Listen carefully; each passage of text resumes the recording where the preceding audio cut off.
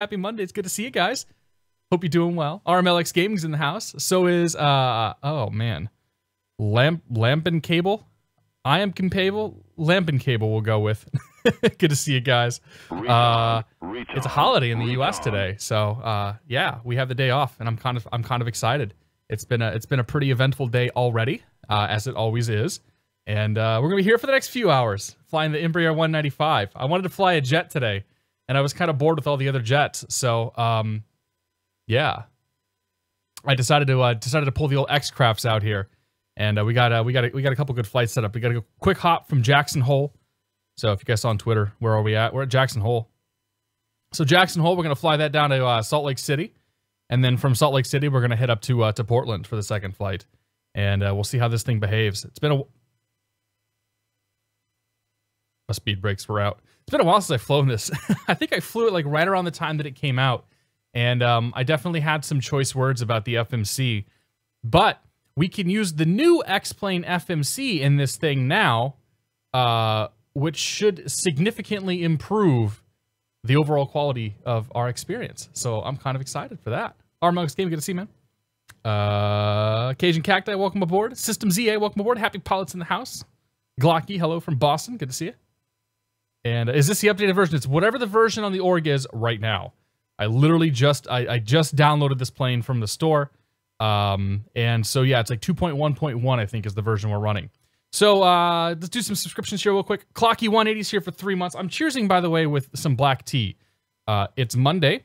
I generally don't drink much during the week. Usually Monday I kick completely off of having anything alcoholic.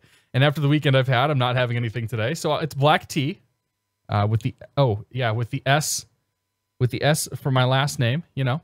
And okay, so Clocky180 here for 3 months. He says hello. Hi. Welcome aboard. Thank you for your continued support, Clocky. Appreciate it. Cheers. Yoni Wolf 1202, welcome to the Beer of the Month Club. Thank you very much for your support. Cheers, my friend. Oxbox here for... is it Oxbox or Zero Xbox? Because in Discord, it looks like it's Oxbox. But it's definitely Zero Xbox. So I'm going to say Zero Xbox for now until you correct me one way or the other. So Zero Xbox, thank you very much for 5 months. This is 5 month time freaking flies. Yeah, it does, man. It's crazy. We're going to get 9 month subscriptions here pretty soon, and that's kind of nuts. Wascross 1956, welcome to the Beer of the Month Club. Thank you very much for your support. Cheers. Chevy Rule 727, JetBlue does not operate the Embraer 195, but here's a resub anyway. Deal with it, okay? Chevy, thank you very much for your continued support. And then Ivan here for 8 months. Ivan 74, that's the one. Already eight moths. 8 moths, he says. You should get some balls for those moths. Scare them away. They'll eat your clothes. Ivan, thank you very much for your continued support. Cheers. You guys are awesome. Make sure, this might be too hot to drink right now, but... Ooh, yeah, it's a little warm. 5 chickens, good to see you, man. Happy Monday, man. Hope you're doing well. Bauer, welcome aboard. Custom FMC is real finicky. Yeah, it is. That's why we're not going to use the custom one. We're going to use the default one as much as we can. Phil White 100, hello from Boston. Good to see you. Gamers Deep, hello to you as well, sir. Yo Fitch, welcome aboard. Can you say about the Western Extension PE? The Western Expansion's awesome. I love it, and we're flying there today. Somebody asked about VATSIM. I don't know when VATSIM is going to happen again. I honestly have no idea. I'm having a lot of fun flying on PilotEdge, and yeah, it's good. So we might do VATSIM here in a couple of weeks. Do an F&O or something. But for the time being, we're going to be on PilotEdge. How's flying in real life? Cole Hood asked me that same question once we're up in the air. We'll talk about it because I was flying on Saturday, and I was flying today. Glocky, this is not Flight Factor. This is X-Crafts. Jempy, good to see you, man. Happy Monday. It's going well. Kicker 5045's in the house. Meeper 95, welcome aboard. Breaded Almond, welcome aboard. That's a good name. And yeah, anytime flying in Europe, we'll do some European flying. Right? So I want to do European flying on the weekends, like Saturday and Sunday. The problem is that my weekends are full of real flying and barbecues right now. And so I think we'll get over to Europe next month. Like, I know that September just started, but my September is pretty well booked already. And I can more than happily talk about that later. But, yeah, so I don't think we'll get into European stuff until next month anytime soon. I'm sorry. We'll get there eventually, though, I promise. Anyway, this is the Embraer 195 with a, what I'm being told is a fake JetBlue livery. Which Embraer does JetBlue fly, Chevy? You would probably know that. Is it the 175? Or is it the 190 or what? But yeah, no, I haven't flown this thing for a long time, so just hop right in this sucker. So a couple things about this. This plane is built as a sort of a light simulation. They are very they're very upfront about the fact that they're not necessarily catering to all of the hardcore people. So it has an FMC that's custom. It has a lot of systems that really aren't very well simulated, and that's sort of by design. So this is intended to be a much simpler aircraft to fly than some of the counterparts that you might see. And yeah, it's definitely a simulation light. So that is the E-190 for now. Got it. So that is the big disclaimer before we get going with this thing. And I like to point that out because I got the same I had the same thing sent to me by the developer after the first time I flew one of these airplanes, and I kind of wasn't very nice to it. So when you approach it with the attitude that, hey, there's going to be like not necessarily rough edges, but there's going to be incomplete systems and maybe oversimplification of some stuff, then it makes it a much better experience for flying. So with that out of the way, let's fly this thing. Real flying and barbecues. You have a terrible life. I know, McHowlett, man. My life is so hard. It really isn't though. It's all pretty good. It's all right. So yeah, let's get this thing up and running here. So I haven't touched these for a while. But if we go electric to auto, I know we want everything. I think we want everything up and off. So battery on, battery 2 on. We should be able to reset. Do we have? Oh, we do have juice in here. Okay. And then we want to turn. I want to turn the APU just straight away. Turn the APU on. So let's just keep going through here. APU gen's good. Where's the APU at? APU's over here. We'll start the APU up. Okay, it's coming up here. So we'll let the gen come on. There is no external power simulated, so we'll just bring that online here in a second. Make sure everything's on auto. These buttons are all on auto. Oop, nope. Now they're all on auto. Crossfeed off. All the fuel pumps can go to auto. Passenger signs can stay. Well, can't do it. Those don't work. We're gonna leave our sterile light off. We can't. Oh God, no, we can't turn sterile off. We're stuck sterile today, guys. I'm sorry. Third panel here. APU's coming online. Windshield wipers are off. As far as the external lights go, we'll turn the nav lights on. We'll turn the logo light on. We'll leave everything else off for the time being. Moving over to the hydraulic panel, we've got our PTU on auto. Got our system 1, system 2's on auto. Those guys, whatever the hell they are, on auto as well. Pressurization's on auto. Yeah. We're going to be landing at Salt Lake City, so let's see here. Salt Lake City is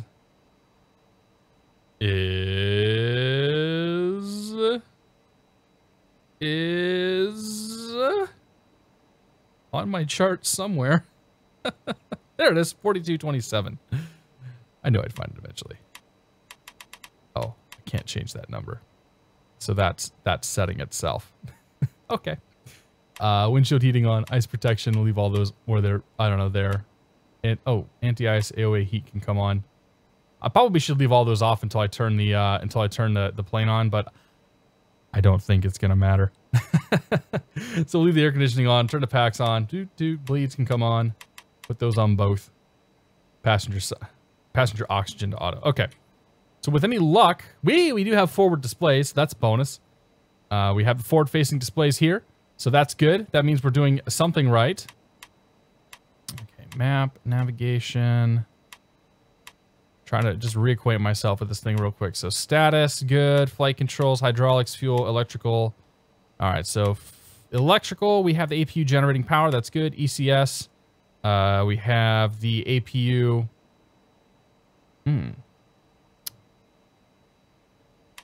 There are PSIs in the system, but the APU bleed isn't doing anything. Well, I guess it's okay. I don't see an APU bleed up there. I think we're fine. The system's got PSIs, and it's coming from somewhere. unless this is how it's coming through right here. I don't actually know. So we'll just go with that. Good. Couldn't agree more. Anti-ice, we'll leave that alone. Great. All right, fantastic. Let's go back to status. TNT Zombie 390. welcome to the Beer of the Month Club. Thank you very much for your support. Cheers. Appreciate it, man. Do I fly any freeware aircraft? Not really. I've done the Zebo a couple times. But yeah, this plane runs on zinc. Now, Kjo, that's the deep cut right there, man. That's the deep cut. Kjo, good to see you. Our Butler 39, welcome aboard. We'll go and subscribe, make ATC crazy with my English language and butt yacht accent. I don't know what that means. I have no idea what that means. No IRSs. Does this plane have IRSs? If this plane has IRSs, then there's nothing to worry about aligning. Like I said, it's a light simulation. So, like the systems, like the GPS systems in this thing are basically just glorified GPSs. There's not a whole lot of like proper RNAV or like I guess LNAV is fine. There's not like VNAV or anything like that. So you know, whatever, it's fine. All right, so the systems all look fantastic. That's good. Let's get people and gas on here. So we're going to use the X-Plane default weight and balance. And according to SimBrief, we want 8,329 pounds of fuel, which is a lot less than we have right now. 8,493 is good enough for me.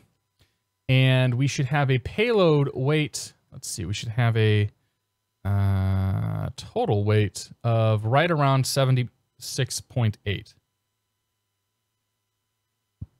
So apparently we're super freaking light today.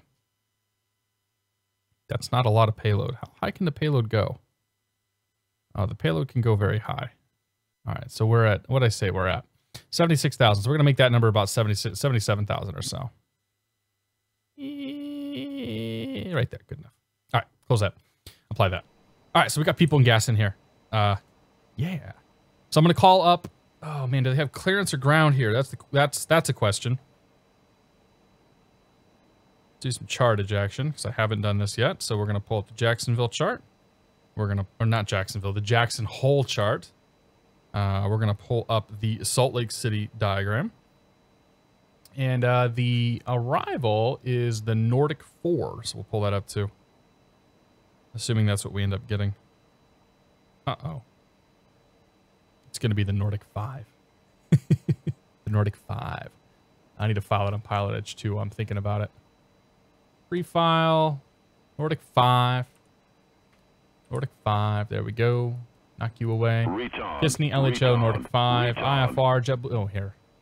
JetBlue 717, Embraer 190, Slant Lima, 364 knots. That seems slow, but whatever.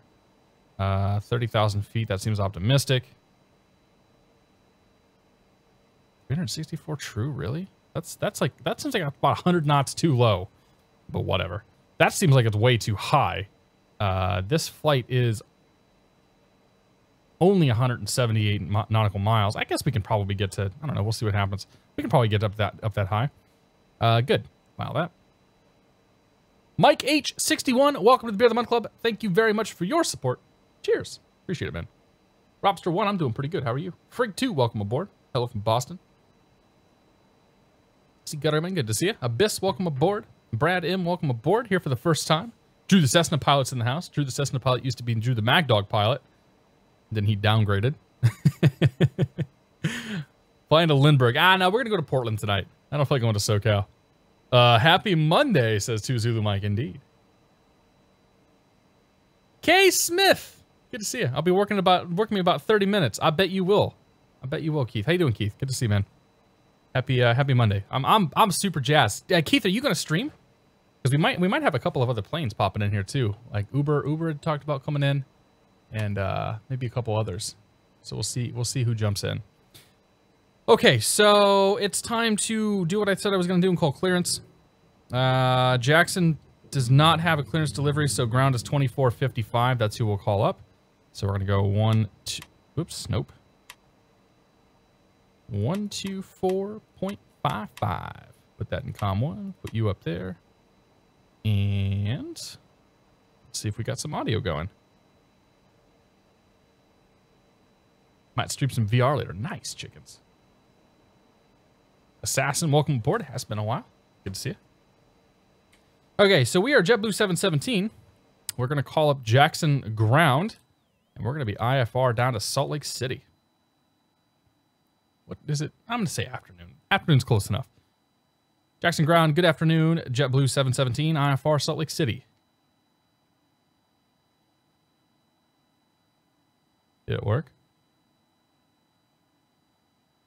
Life's $1 million question. Does the damn thing work? I don't think it did. 2455. I'm on the right frequency. No, Ben's on the right frequency. I'm on the right frequency. Mic check. 5x5. Thank you. You gotta call Center after you get out of here. Oh, right. Is this not towered? No. Oh, I thought it was in already. Okay. That would explain all. Thanks, Ben. Roger. So this airport's not towered. I mistakenly thought that it was. Damn it, Keith. I've already made worse mistakes than that, believe me. Okay, so we're going to call up Center. Salt Lake Center is 3325. Yes. Let's try this again.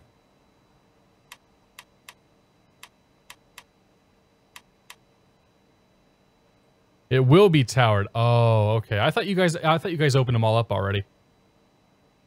Or no, this wasn't. Oh, this wasn't part of the. Was this part of the rotation? I don't know. Whatever. Doesn't matter. Let's try this again. All right. So we're gonna call up Salt Lake Center, and we're gonna be JetBlue 717, and we're gonna grab our IFR to Salt Lake City.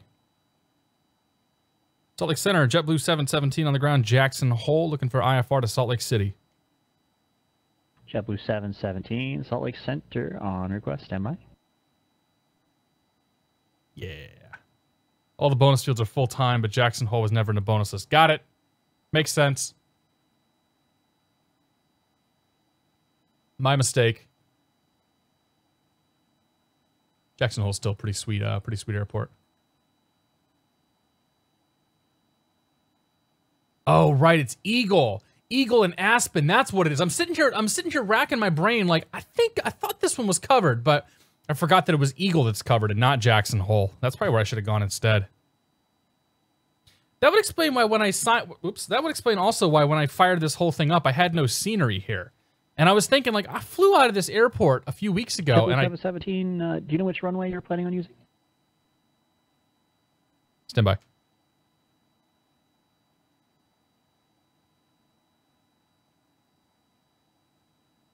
We'll plan runway 19 or JetBlue 717. Outstanding. You able to take the Alpine 2 departure? Affirmative. JetBlue 717 is cleared to Salt Lake City Airport. Alpine 2 departure to Kickney, then as filed. Maintain 15,000. Expect flight level 300, 10 minutes after departure.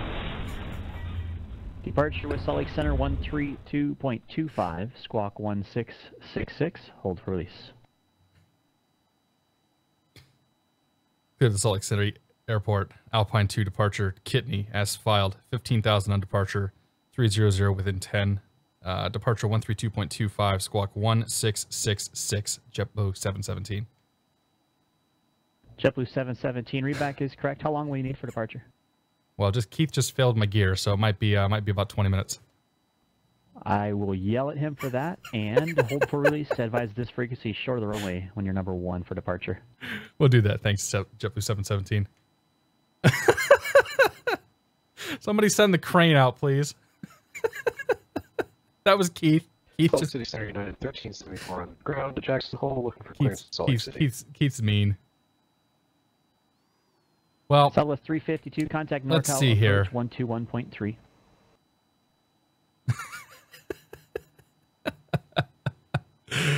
Oh, Keith, you kill me, man. You kill me. How do I fix this now? Cleared to Salt Lake City Airport, Alpine 2 departure. Kickney, if I fix the failures, is this thing just gonna like fly itself into the air?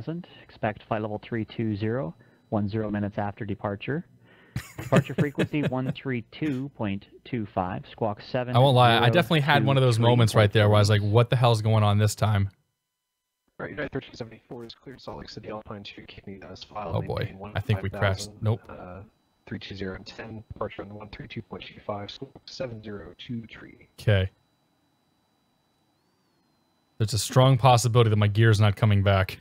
And 1374, read back his correct. Confirm you'll be holding for Yeah, we'll be holding for release 1374. Okay, so I have to reload this plane now. 1374, thank you. Advise on your short How do I reload the runway plane? number 1 for departure.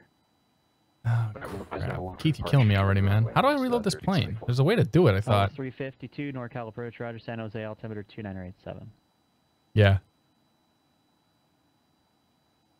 Bands of There's a button here to 4305, reload the uniform, plane? contact Albuquerque approach, correction, Albuquerque Center, 1, 2. I thought that was a button that would actually reload this thing. Developer tab, got it. Reload the current aircraft. Now, I don't. Is this actually working? Because last time I tried this, it crashed my sim. But that was back in like 1.0 for X-Plane 11. Bands of 4305, uniform, contact Albuquerque Center, 128. Square root of 2G mover R. That's a mouthful. Good to see you, man. Welcome aboard. Two-Tone Murphy, welcome aboard. David Z-Cop, welcome aboard. CJ, welcome aboard. Good to see you guys. Abin Nav M8, welcome aboard. Memed indeed. Let's see if this works. Hey, it did work. All right. Okay, let's try this again. 1, 2, 1, 2, 1, 2, 3. Turn you on. On. 1, 2, 1, 2. And nav light can come on. Logo line. Auto. Boop, boop, boop, boop. 1, 2, 3, 4, 5. On. 4305, uniform, Albuquerque Center. Good afternoon. Chandler, altimeter 29905. APU gen. Let's check the electrics real quick here. Good. ECS. It's like a magical bleed that's just sort of working with the APU. I honestly have no idea how it's getting its air because according to this, it's closed. But the system has air. The engines have PSIs, so that's all we really care about right now. All right, back to flight status. Okay, so we were cleared on the Alpine 2 to Kidney. So we have essentially what I filed. So what I filed was the direct to Kidney. Kick. KIC. So I filed direct to Kidney. Now he gave me the Alpine 2 departure. So let's pull you up here. And we'll go procedure. Move that down to touch there so I can talk and look. Departure from KJAC, Alpine 2. No transition, so that takes us, oops, no transition takes us to Kidney. We're good there. Oops, Alpine 2, no transition, add a route. Great. Plates, add plate. KJAC, Alpine 2. Put you over there. Done. Okay, so the Alpine 2 departure says, on departure, intercept the 192 radial out of Jackson, fly that direct to Kidney, cross Kidney at or above 15,000 feet. We got about 27 miles to get to 15,000 feet, so I think we'll be okay there. So I will plan on tuning in the Jackson VOR, pumping in the 192 radial outbound, and then we'll go from there. We'll also program the FMC too, obviously. So that's good. Let me check people and fuel. Yeah, we got reset here too. So we want 8,400 pounds. That's what we got there. And we're looking for a total weight of like 70, I don't know, it's like 78. We'll go right there. All right, apply those. Done. Apply. Great. All right. So this has this crazy custom kind of weird FM. I don't like this FMC. I never could figure this thing out. So I'm going to skip that. Okay, I'm going to skip that and come over here and use the default. So I can switch this over to the default FMS. So we're just going to use, this is what we're going to use. We'll use the default, we'll use the default X-Plane FMS to do our navigating and all that. There are people out there, including myself, who have flown this plane showing the FMC that ships with the plane. It was made by Rob Wilson. It's in a couple of aircraft. If you want to see that, I would suggest going and looking at my last 195 video or finding somebody else that's flown it before on the YouTubes. Because it's there, it exists, it does what it needs to do. I just don't care for it. And the only reason I'm flying this right now is because I can use the new default FMC. So let's use this. So that's good. Go to flight plan page. We're going to fly from KJAC, KJAC. Yeah. We're going to fly to KSLC. Okay. Departing KJAC on the Alpine 2. Departing runway 19er, Alpine 2 with no transition. Okay. And then we're going to fly from there. I'm leaving for flight up semi-intentionally. We're going to fly to basically Salt Lake City. So we'll go departing and arriving Salt Lake City. We're going to plan for the Nordic 5 arrival. So right now I'm thinking 3-4 left is going to be the runway. And we'll do Nordic 5. Oh. Okay, so let's do... Oh, that was the RNAV anyway. Let's do... Nordic 5. With no transition again. So we have... We go to the next page here. What is this? All right. This waypoint, I'm not sure what that is, so we're just going to delete that. Maybe I'm not going to delete that. There's no delete button. Can I delete that over here? They took away my... They literally took away my delete button. So, all right. Plan B. There's always a plan B. Let's see here. Keyboard. FMS CDU pop-up. FMS 1. Nope. CDU. FMS pilot CDU pop-up F11. There we go. I need the delete button to work because I don't know what that extra waypoint is there. So delete button works. It did not put my runway didn't put the transition in there properly. It's departing and arriving KSLC Nordic. We're going to plan for the ILS 3-4 left. So if I put that in there, does that give me the... Yeah, it does. Okay, good. Perfect. Kick knee, direct LHO.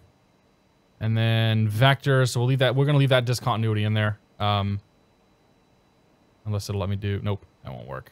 Cancel mod. Two-Tone Murphy here for 4 months. Keep up the great work, buddy, he says. Two-Tone Murphy, thank you very much for your continued support. Cheers. Appreciate it. D-Corp, good to see you, buddy. Labor Day stream indeed. Super jazzed about the Labor Day stream. There we go. Oh, yeah, that's how it would fix discontinuity. Great. Hypothetically, this should work. We'll find out. All right, so the FMC is in there. The flight plan is in there. So we're going to use the pop-up like 2D FMC that I bound to a key, and that should be good for us. We can get rid of 4 flight now. Again, I really don't like the FMC in this plane. So, and it's not a knock. Like okay, so it's not a knock against the plane itself. I just don't care for it. There's plenty of people that have flown this thing that are okay with it, and that's totally fine. Right. I don't think I have any. Do I have V speeds? Crap, that's the next thing I gotta find. Stand by. This is me being super prepared for this one. Crap. Hey, by the way, next week? Next Friday. That one right there. Super stoked about that. Southwest 352, say altitude. We're looking for Embraer 195. We're looking for something resembling documents. Southwest 352, they don't exist. The arrival requires here we you go. to be at hitter 4,000 when you stay at 4,000. Mass manual X-Plane 11. I want to check the manual to see if it's got V speeds. There we go. Okay, it does have V speeds. RTAC is on the arrival, and I'll be glad to help you with that. V speeds table has now been incorporated into FMS performance pages 1 and 3 for ease of use during flight. That was Okay. 352. I We see can do exactly index. what you're doing. You're not flying the Razor arrival anymore. If you got to read the chart on the Razor arrival, you're supposed to be on a heading of 306, Don't know where FMS awaiting a performance vector is. for the approach. Turn left now, heading 2990, and climb and maintain Oh, 4,000. perf, right here. Okay. Ah, yes. Okay. So okay, here we go. Okay, we found it. Hey, we found it. Yeah, we did a thing. We did a thing. Okay, it's got the it's got our weight in here. It's got our CG and all of our information in here. That's fantastic. So V1 is going to be 120, V rotate 125, V2 is 130. Can't really provide that. I don't think. I think those are automatically programmed in here. I'm gonna assume that they are, and we're gonna go from there. So the speed I care about though is 130. Okay, so let's set the glitter shield up now. The initial course is gonna be that 192 radial off of KJAC. So let's go. 192. Report 305 uniform. And then we'll go radio on this guy. I'm going to set Jacksonville or Jackson into 115.4, 115.4. Oops. 115.40. Nav 1. Pop you up there. VOR Jack identified. Great. 192. Fantastic. The initial heading will go with 192 as well. Is 29902 at Phoenix. So you need an altimeter or your altitude requirement? 192. Roger. Turn that down just a touch. The initial speed is going to be V2 plus 15, which I believe is 135. So we'll go back to McDo index. Perf. V2 is 130, so 145 is the climb out speed here. So 145 will be the speed we're going for. Oops. Not Mach. 145. There we go. Okay, that's good. Next comes the altitude. Initial altitude is 15,000 feet. Southwest 352, turn right, heading 030 to centimeters. Okay, 15. So there's an inner knob and an outer knob. Got it. The EPA we're not going to worry about. Okay, so course, heading, speed, alt is good. We'll come back down here one more time. Go to the radio page. Squawk 1666. That's very ominous. Put that in the transponder. And how do I squawk Charlie? Okay, down here. TARA all. All right. I think we've done it. There actually is a checklist in this plane. I guess we could run through this real quick. Pre-flight, procedures, routes, waypoints, waypoint altitude, cruise, initial. Yeah, we're not doing any of that. I say so. Before start, fuel quantities are good. Altimeters will set. So we'll turn the passenger signs on. Seatbelt signs. Departure review, we're good. Doors and windows closed. Red beacon can come on. We'll do the pushback here in a moment once we get through this one. Parking brakes set are off. Blah blah blah blah blah. Okay. So engine start. Auto. Nav lights. APU. Bleed air. Great. Okay, we got this. We don't need this checklist anymore. We did it all fine. There's nothing to worry about. Master Matt 21, good to see you.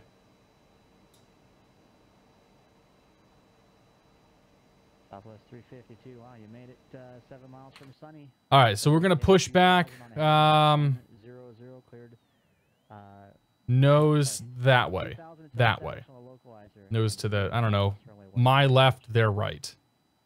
So let's pull the pushback truck out here.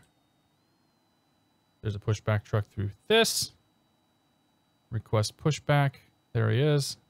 Oh, there's GPU. GPU and ground equipment are there. I didn't even see that. Okay, I'm not blocking that. Pushback. Distance 20. I don't know how many. Oh, hey, they have the. They took Jack's idea. Perfect. Look at that. So you tell it where you want to go, and it even shows you the little ghost there. I like that. All right, accept. Roger. Understand pushback with left pivot. Please confirm brakes released. Brakes are off. Roger. Confirmed. Thanks. Acknowledged. Pushback will begin. Roger. Shortly. Acknowledged. Confirmed. Thank you. Please. Good. Great. Awesome. We'll start engine number 2 now. Oh, I turn the ignition on, then we can start the engine.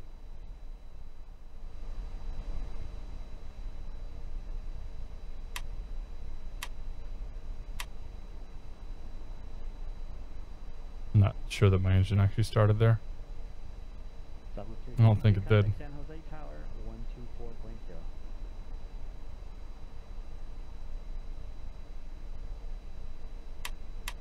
Backs off and try it again, maybe.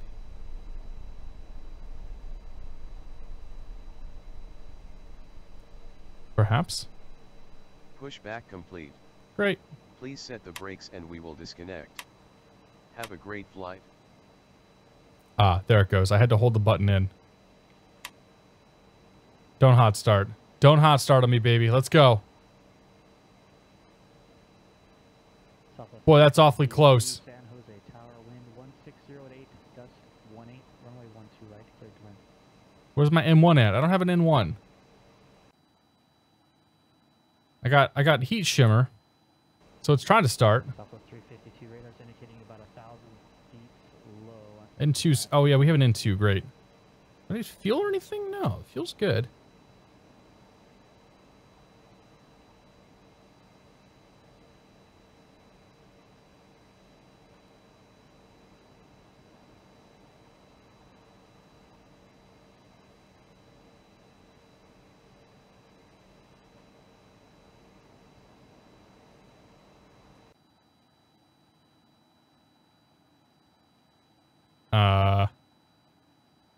Does not compute. No, N2 just came down. I have fuel flow, a dropping N2, an ITT that's pegged. Oh, there it goes. And no engine. The manual is your friend. Hold start. How long do I have to hold start for?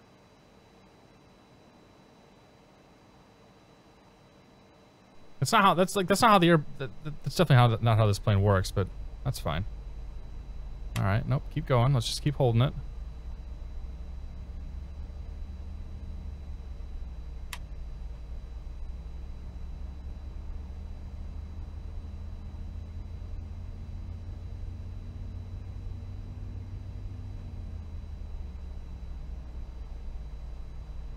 Okay.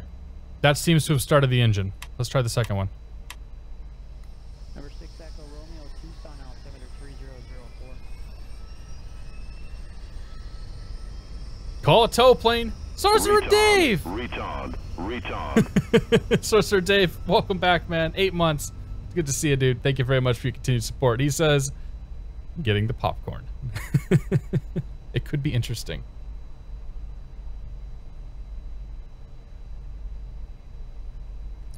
All right, we got 2 good engines now. This is what happens when an idiot stumbles around a plane. It's okay. I was doing my run up today and I turned my mags off. My instructor looked at me like I had 2 heads and I had no idea what I just did. And so the smart guy in me said, "Well, that was odd," and so I turned it back, and I basically backfired. And he's like, "You could have blew out the manifold." I'm like, "Yep, I probably could have," but it was fine. The plane still worked. We still flew. Believe me, this is not the dumbest thing I'll do all day. Okay, after the engine's on, bring the packs on. Good there. Let's do taxi lights 1 and 2. King Air 43 X-ray, Sierra Portland clearance. Good afternoon, Portland. I think flaps 2 is what you take off with in this. Check the checklist and see what it says. Uh-huh. No, it doesn't tell me what the flaps to use. That's fine. Do flight control check. Full right, good. Full left, good. Left aileron. Oh, right aileron. Full back. Full forward. Fantastic. Have a great day. Alright, let's do our flight director. I don't know what the master caution's for. I don't see anything on there, so I'm not going to worry about that. Flight director, we're going to climb out of here in flight change mode and nav mode. Great. And make sure we're on VOR loc. Actually, I probably could just go straight to FMS. Yeah, I think we can just go straight to FMS. So let's just go, dupe. I got a blue line.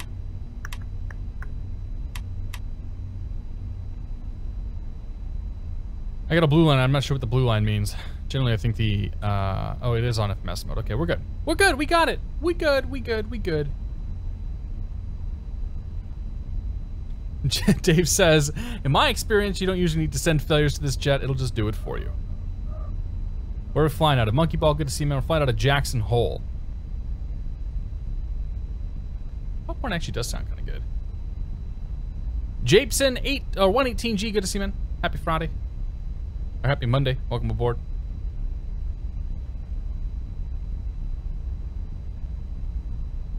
We're moving. It only took us, it only took an hour. Well, 40 minutes. It's that 40-minute number that Chris always talks about.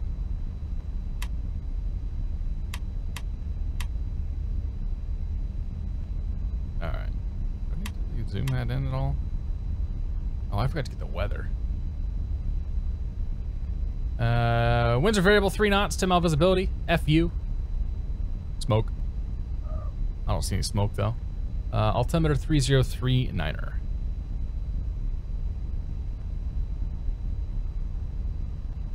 Great. Nope, not a chance anything's gonna break. Not at all.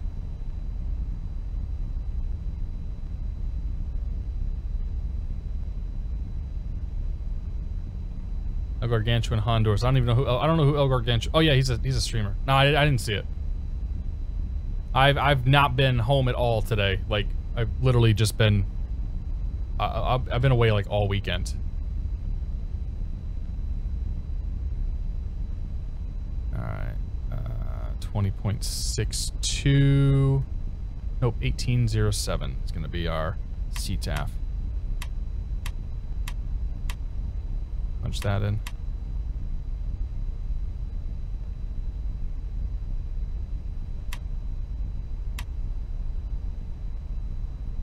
$18,075. All right. Salt Lake City Center JetBlue 717 is ready to go for number 1 at Jackson. I have no idea what to say. JetBlue 717, Salt Lake Center, roger. Released for departure. Clearance void, if not off, by 1910 Zulu. Time now 1818. If not off by 1910. Report on this frequency with your intentions. Frequency change is approved. Have a great flight. Okay, release for departure off by 1910. Current time 1818. JetBlue 717. See you in a few. Actually, you probably won't. I think he's going to be gone. I think we'll get Keith once they're up in the air. Okay, lights. Camera. I think our transponder's on. Yeah. Action. Flaps are set. Auto brake RTO. And speed brake's not worried about. Great. All right, let's get out of here. Clear to the right, clear to the left. Let's do the old switcheroo. Jackson Hole traffic, Embraer, JetBlue Embraer is taking off, runway 19er, Jackson Hole. Let's do it!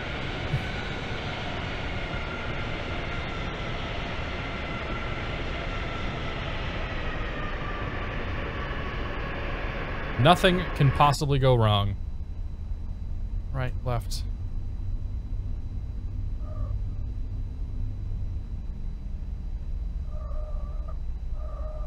I hate that noise so much. So very much. Alright, ready, hit it, let's go. Engines up, stable. Do we have an auto throttle? Probably do.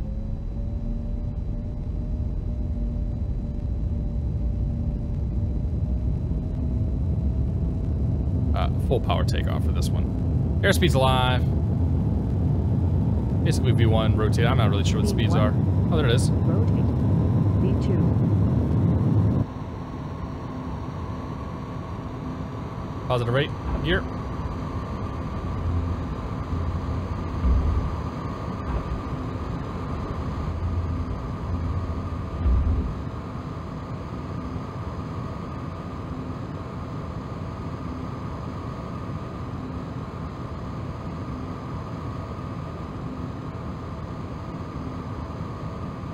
Jackson Hole traffic, JetBlue Embraer is clear, runway 19er, last call, Jackson Hole.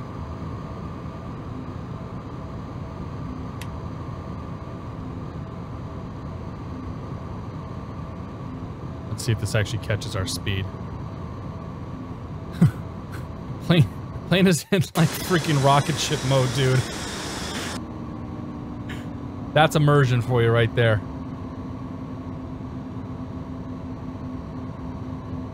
Is it actually going to catch that speed? I don't think it's in flight change mode properly. No, it is. All right. Well, yeah, we'll get that. We'll bring our flaps in. My flap button still doesn't lower. Responding short 19 at Jackson Hole, ready for departure. United 1374, Salt Lake City Center, Roger. Maintenance frequency, I'll get you a release shortly.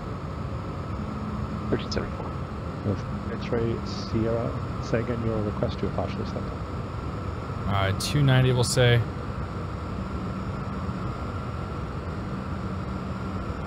Salt Lake City Center, JetBlue 717, 15,000. Number 43, X-ray Sierra, runway 28 right, taxi via Alpha.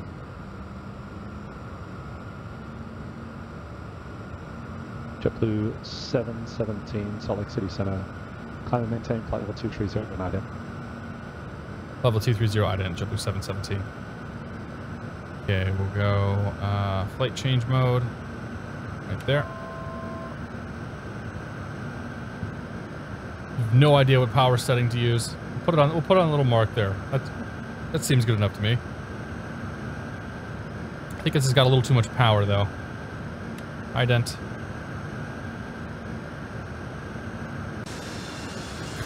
JetBlue 717 radar contact. Yeah. Release for departure, clearance for left modifier 1912, time down 1902, that climb out was kind of insane. 1374, third departure. Group. Ghost Rider, good to see you, man. This is X-Crafts with Embraer 195. The full 717 contacts Salt Lake City Center 128.72. 128.72, JetBlue 717. 8.72. Bonanza 05 uniform is leaving the Phoenix class Bravo airspace. 725 maybe? Boy, that's gonna get annoying too. I could use the knob down here. Let's go standard.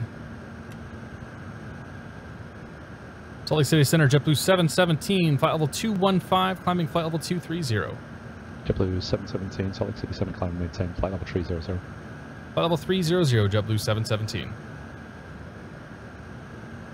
Alright, 300, up we go. Oh, I didn't set the GoPro cameras up. Hang on, it's important. Get one right there. Come back here. Get one back here. There we go. Yeah. Climb out. That was a launch. Flying gas mask. Good to see you, buddy. Yeah, dude, that was pretty wild. I think we were like 30 degrees nose up at one point. SpaceX Crafts. Perfect, Dave. I'm stealing that.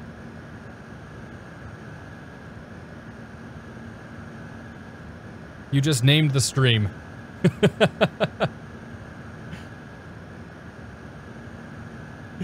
Oh, man.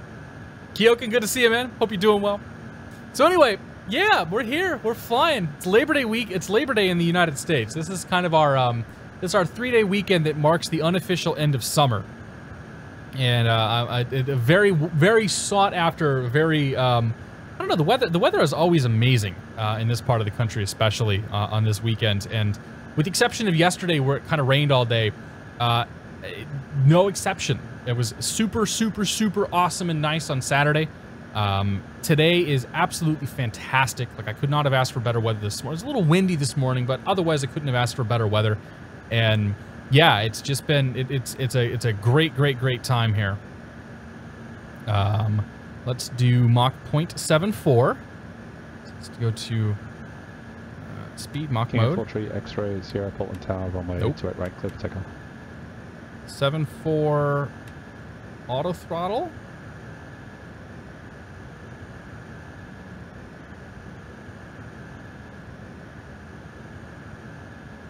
Okay, I think that's gonna hold. I think we should be okay. So yeah, it's kind of the 17, descend at pilot's discretion, maintain flight level 240. level 240, my discretion, JetBlue 717. Actually, guys, we need to figure out descents here before we start chatting.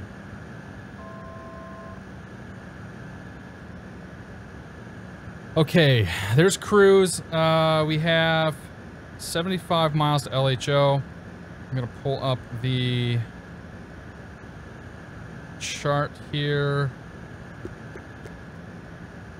Set S-E-T-T. 1374 Salt Lake City Center. At 15,000. So we want to be. Your voice is breaking up quite a bit. Have you got any kind of a bandwidth issue there? We want to be about. I want to be about 18,000 or so at LHO. Let's say 20,000 LHO. So we need to drop. So we want to be. No, 1374 radar contacts. Salt. All right, so I've decided we're going to be 20,000 by the time we get to LHO. LHO is the next waypoint. So it's going to take us 20,000. It's going to go down 10,000 feet. It's going to take us 30 miles. So we are at 80 miles right now. So we got about, let's say 40. Let's say at 40 DME. Sorry, 40 miles out. We're going to go ahead and start our descent down.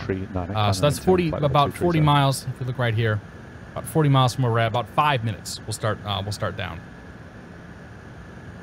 I don't really know how this. I don't know if this plane is like super slippery or not, but that'll be a nice safe altitude for us, or a nice safe speed for us.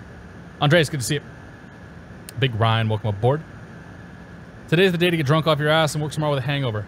Today's the day to have a nice cup of tea, because I spent the whole weekend drinking too much beer, as it happens.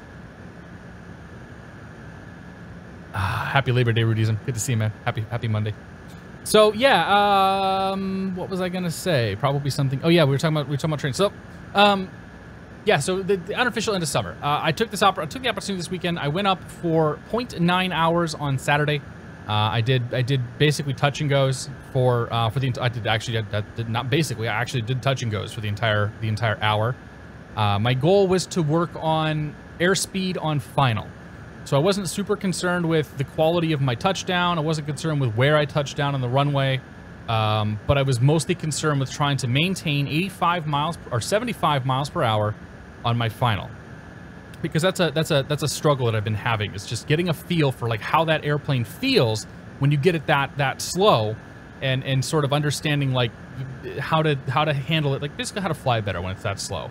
And not being afraid of getting it down to 75, because even 75 is still like it's like 15 mile an hour at least above stalling speed, so you got plenty of wiggle room. So I'd consider that a pretty good success actually. Like it was a good day of flying. I had some really good approaches, and I was very happy with the overall progress I made flying on Saturday. Yeah, 1374. If you hear this transmission, ident. So then we went to Portsmouth, New Hampshire on Saturday.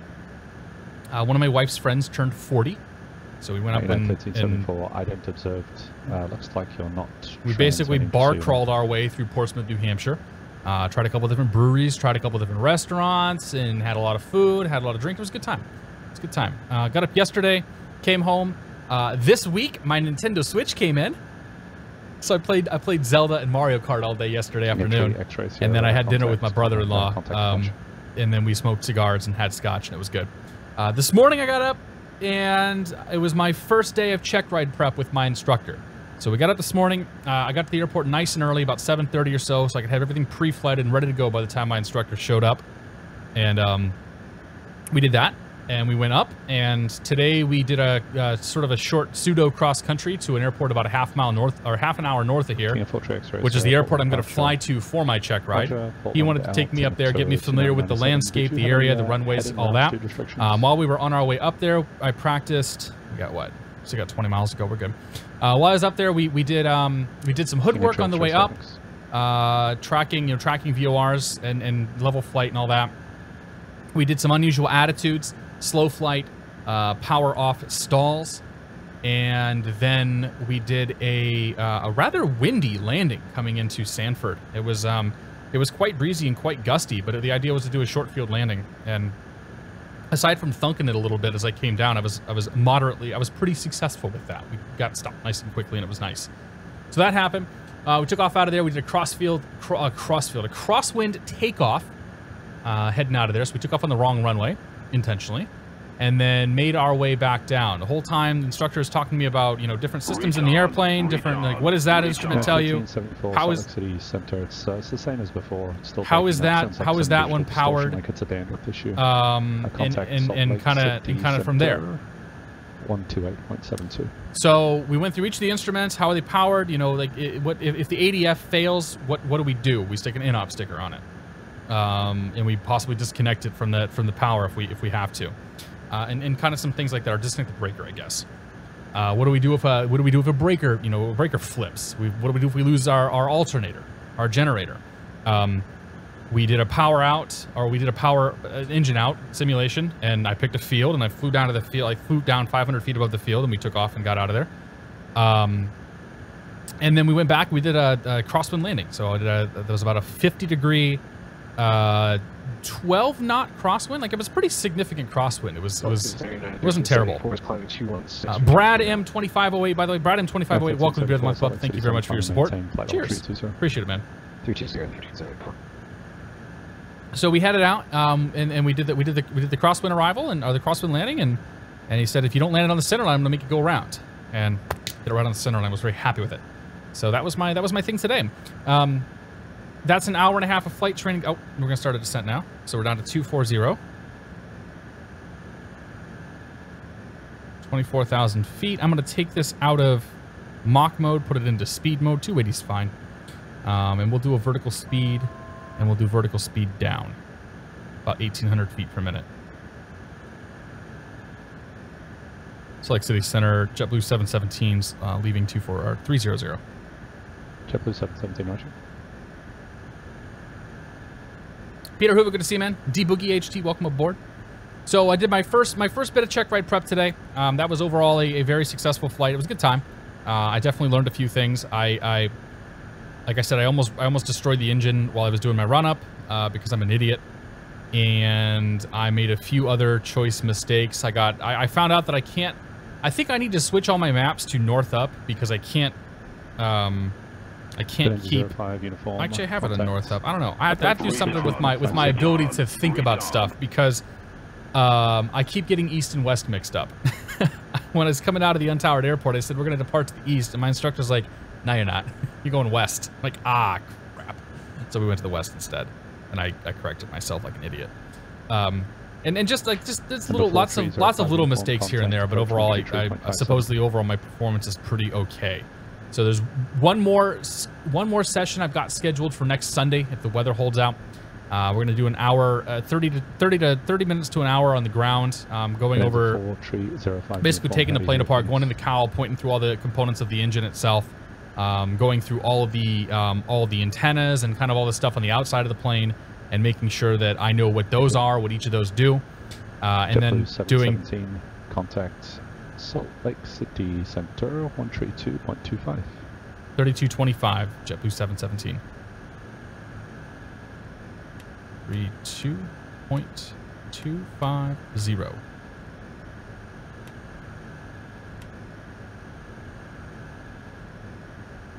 Bands 4305, uniform, Phoenix approach, Prescott wind 240. We're going to be a little early to, actually we'll be right up to get to 2200. Salt Lake City Center, JetBlue 717, flight level 261, descending flight level 240.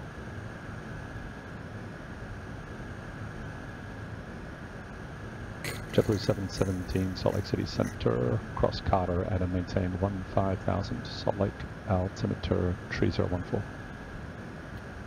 Carter at maintain 15,000, JetBlue 717. Okay, so we'll just keep the descent rolling down to 15,000. That should get us should get us the right altitude for Carter. How do I do? Oh, I can hear it. There's the zoom.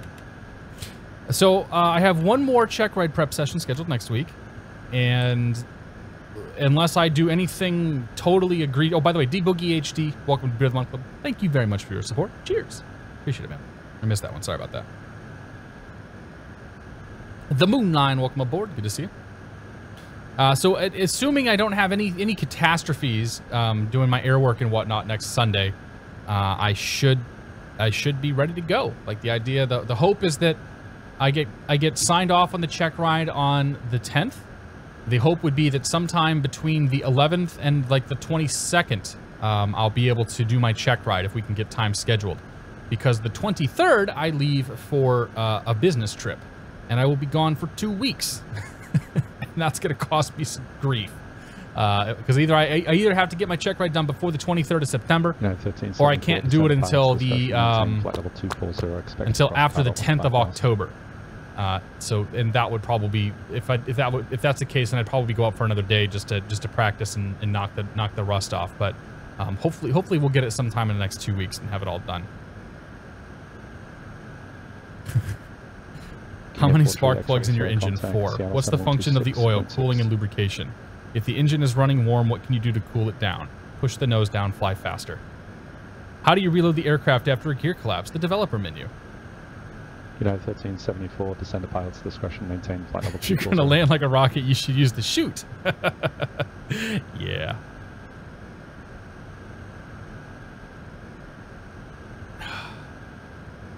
All right, coming up on LHO.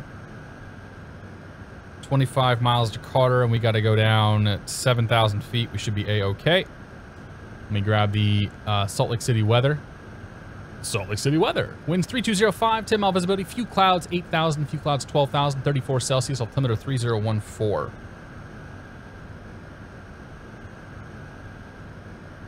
King of 4 X-ray, Sierra, Seattle Center, Portland altimeter 2997. 3014. Just in case it comes up on the real test. You know what? It's always a possibility, man. Always a possibility. Yeah, I got a write-up in hand from the guy, from the last guy who took the practical with this guy. So apparently the DPE, my CFI are pretty like they've apparently worked with each other for some time, which doesn't surprise me because my CFI has been instructing for like 35 years, something crazy. Uber, that's a bummer, man. 05 uniform, advise me of Preston site. 8 spark plugs. Oh yeah, right. 4 cylinders. If the engine's running warm, you can push the nose forward and go faster. You can pull the power back. If you had cowl flaps, you could open those, but we don't. Make sure that the winterization plate has been removed before you take off in the summertime. The first time I went up in the Club Cherokee, the winterization plate had not been removed. Now I know. I didn't know there was such a thing. Twin Star 6 Echo Romeo contact, Tucson approach 125.1. Ah, it's good tea. French vanilla. Okay, 4,500 feet to go, 12 miles. I don't think we're gonna make it, so let's I'll pull that speed back a bit. Speed back to 250, that should slow us down. Pull some speed brakes out. Twin South 386 Echo Romeo, Tucson approach, altimeter 3001. We'll dip that nose down a touch too. Just to make sure I make it.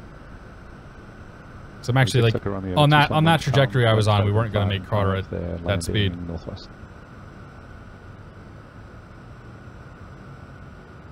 Jet 7 Charlie Bravo is radar contact. 23 How do I miles update the confusing ass SSG nav data? I think that it uses the X-Plane default library. So you need to update. You need to add the GNS 430, GNS 430 stuff to your custom data folder, and then that I believe that's where SSG pulls from.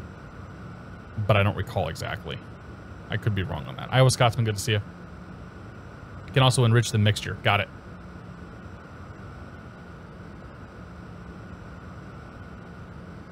But KJ, I think there might be some, I'm sure there's some posts in the forums too talking about how to do that. Not to be that guy, but I'm gonna be that guy. Turn the speed brakes off. We'll pull our 05 uniform. Thank you. Contact Prescott Tower. Vertical speed up. There's 15,000 feet. Nice quick flight. We'll have a little longer flight, but an hour 15, hour 20 for the second flight. Epic Nobody 26. Welcome aboard. Good to see you, man. Happy Friday or Monday. Happy Monday. Monday.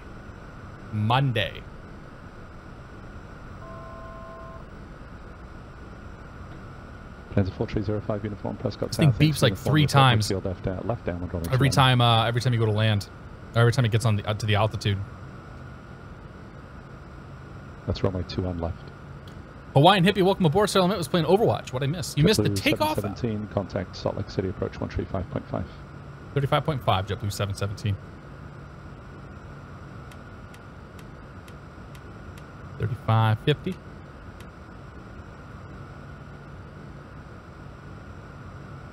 Salt Lake City approach, JetBlue 717, 15,000 with the Salt Lake City weather. JetBlue 717, Salt Lake City approach. Thank you. The altimeter is 3014. Expect the visual approach runway 16 left. Descend via the Nordic 5 arrival landing south. Descend via the Nordic 5 for 16 left, or for descend via the Nordic 5 landing south. We expect 16 left and 14 on the altimeter. JetBlue 717. There, I got it. Okay, so let's sync up the heading bug. Let's go to heading mode real quick. Let's go to departing and arriving KSLC. We're going to plan for the ILS 16 left. Execute that. Nordic 5. 7 Charlie Bravo, contact Seattle Center 1. Back to nav mode. That should turn us in. Descend via has got us crossing Weber at 12,000. So descend via takes us down to 12,000 feet. Perfect. Vertical speed. Down we go. We'll also bring our speed back now to 210.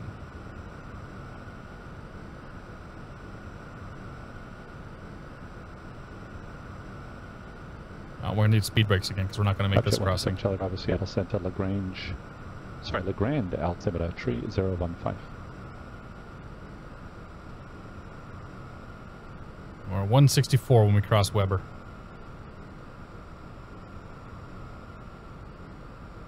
And I should get the, I think I got the field. Yeah, that looks like the field right there. I'll wait till we get a little closer though. Contact approach 125.7. 45.7, JetBlue 717.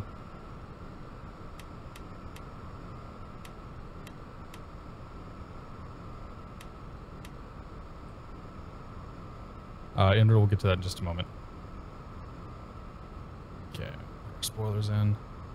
Bring our nose up. Good. And we'll go heading mode now. Salt Lake City approach, JetBlue 717, 12,300 descending Nordic 5. JetBlue 717, Salt Lake City approach, roger. Okay, 210's good right there. I'll go 1 notch flaps out. We'll be getting this airport relatively soon. 25 miles out. In fact, I believe that's the field right there, but I can't confidently call it yet. JetBlue 717, descend and maintain 9,000. 9,000, JetBlue 717. 9,000. Vertical speed. And down. 1,200 feet per minute should do it. Southwest 1291. Good to go. Center, and Riddle, Wolf, it isn't Gas Theater. Great to see you on an EU-friendly stream. Been keeping up with the VODs. It's been a joy to hear how you progress with your PPL training. Keep the great work. And Riddle, thank you very much for your continued support. Let me get my water. Southwest Cheers. I appreciate it, man. You're too kind. Christine Felshaw, welcome aboard. Happy Friday, or Monday. Ultimate Simulation, welcome aboard. When I had my aptitude test, their question was, what happens if a passenger tries to break a window? What would you do? That's an interesting question. I don't know. I probably wouldn't take them flying again. But maybe that's just me. Did I see my sweet AF2 pic? I didn't, Hawaiian Hippie. Is it in Discord? Or is it one, did you, like, how did you send that over to me? Sea Colonel, welcome aboard. I used to watch you so much on YouTube and I found Twitch. I know, dude. Seeing the thing, like seeing the planes live and all the people live is so much better. Cooperfish 2002 here for 4 months. Cooperfish, thank you very much for your continued support. Cheers. I appreciate it, man. I probably did Hawaiian Hippie. Let me go. I'll go check on it later. I haven't been good with my email. N05 uniform runway 21 left, clear to line. Approach JetBlue 717's got the field. JetBlue 717, clear visual approach, runway 16 left. Clear visual approach 16 left, JetBlue 717. Okay. Salt Lake City Tower 16 left is 19025.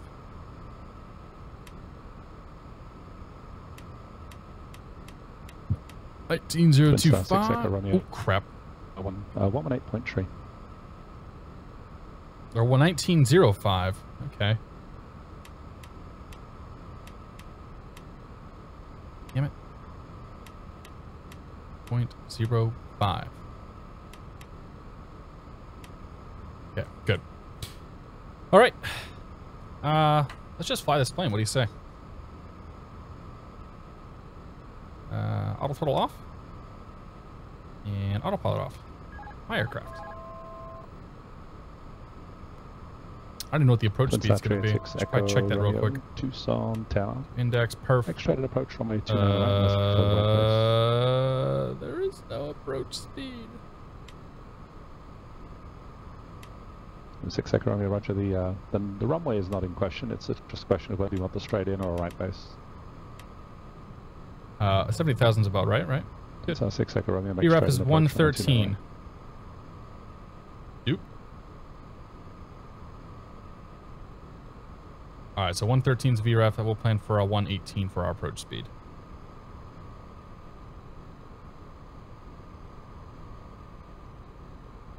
But we're still kind of a long ways out here, so not even going to start slowing down yet. I could have stayed at 250 a lot longer than I did. We'll keep her at 210 though.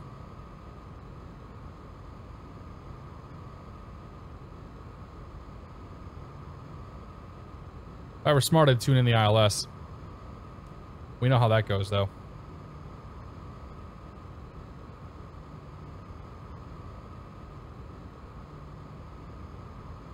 Southwest 1291, roger. Broken window doesn't matter much in an unpressurized aircraft. Congratulations, now what? Any word on the Flight 320's release date? No. Looking forward to seeing me stream the new Albuquerque Senior Mr. X when it comes out? For sure. I think John's been streaming that.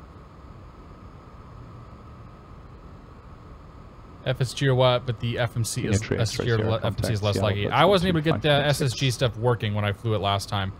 I'll have to try it again. That's some nice scenery. Yeah, dude, this airport's really well done. We're coming into one of Mr. X's, or well, the new Payware Mr. X's airport. I'm not sure I forget what his new name is. But it's pretty okay.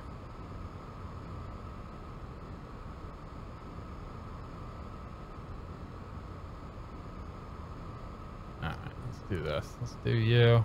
Little legs. Direct intersection. King of 4 Tree X-ray, Sierra Saddle approach. Not in database. 3003. Okay. How about yep? Great. JetBlue 717, contact Tower 119.05.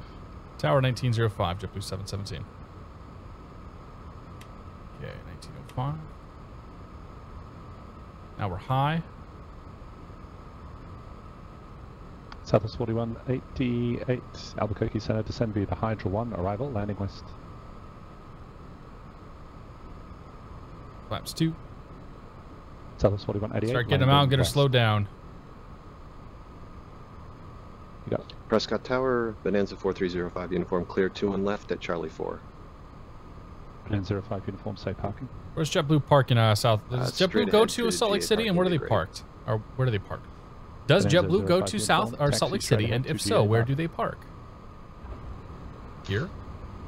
Straight ahead for 4305 uniform. Thanks for your help today. Ops 3. Pleasure.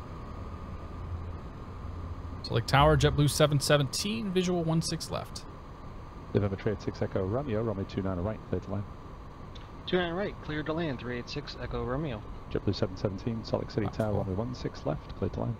Good land, runway 16 left, JetBlue 717. Okay, flaps are on their way out.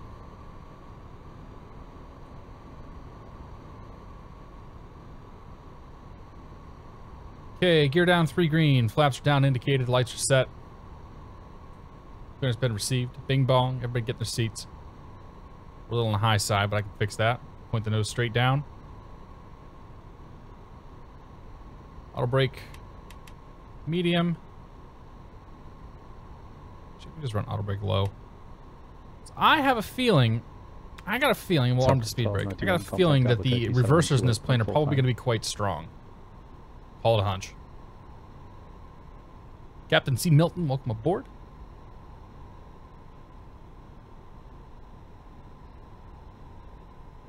Gotta turn the flight director off. Got speed coming back. This feels unnaturally slow. Southwest 1291 Albuquerque, sent roger.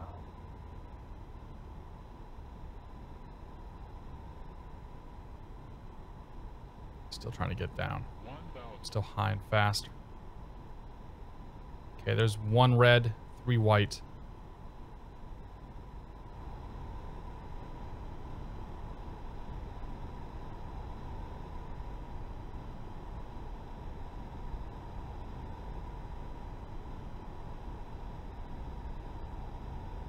Okay, I'm happy with that. That's stable. Having us cross-checked. 2 white, 2 red. 400. We're a little bit low now.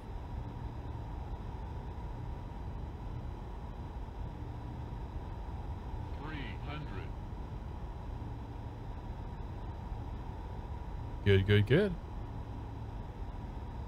200.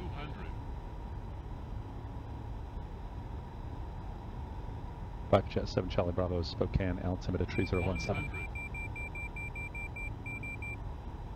50, 40, 30, 20, 10. Oh yeah. Oh yeah. That's the sound we love to hear.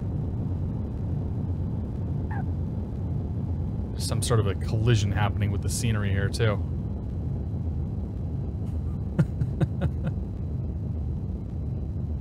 Not sure what's going on. South 6 Echo Romeo, say parking.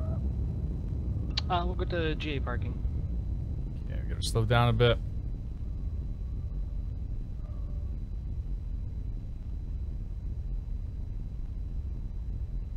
All right. Star 6 Echo Romeo. Where did we get off at? Park, Hotel on the 7? north sides, on one of the ramps on Alpha. Did you want to cross over to the south side? Generic wheel We'll screech take for the win. over on Alpha there. For 386 Echo Romeo. We may have had a bit of a Star 6 Echo tailwind. Romeo, taxi to the ramp via Alpha 13 and Alpha. Taxi to the ramp via Alpha 13 and Alpha 386 Echo Romeo. JetBlue 717. Taxi straight ahead to the ramp. Have a good one. Straight ahead of the ramp, JetBlue 717. We'll see you in a few. Gear looks a tad wobbly. Doesn't it always?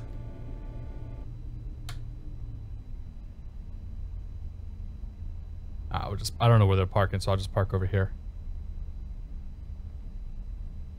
I never turned the APU off. Oops.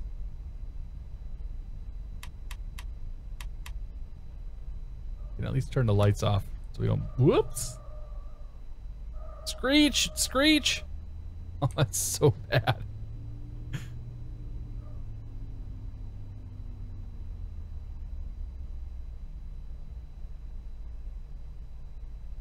Good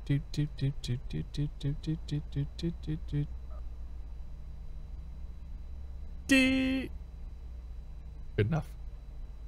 Pull you. The APU was never turned off, so we're good to go there. Come here. Stop. Stop. Ladies and gentlemen, welcome to Salt Lake City Airport. I have no idea what time it is there. Doesn't matter. Who cares? A flight with its fair share of problems, but that's all right. It's all right. Captain DSJ Jol, good to see you, buddy. Happy Friday or Monday. Cam Jelly, welcome aboard. Cam Jelly, that's an add-on called AutoGate. I thought, oh yeah, I'll turn my beacon off for now. All right, that was good. It's good. Whatever. Plane's fine. Plane does plane things. Does what it needs to do. I don't really have any super big complaints about it. Obviously, the climb out performance has some issues. I don't think the real plane climbs out quite like that. But yeah, no, it's good. It's good. So here's what we're gonna do. I'm gonna go stretch my legs. Ghost Rider, thank you very much for the bits. I'm gonna go stretch my legs. Refill my water. Well, actually, my water glass is full. I'm gonna stretch the legs, and I'll be back here in a few minutes. So if you guys are taking off, thanks for joining. If you're sticking around, next flight's gonna be Salt Lake City up to Portland, and that'll be a much longer flight where we can spend about an hour, hour 15, however long it takes talking about complete nonsense. So we'll see you guys here in a few minutes. Which song? How about that one? Right back.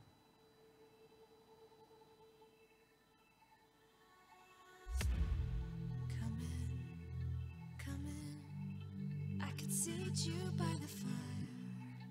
Listen, listen. There's something I must confide.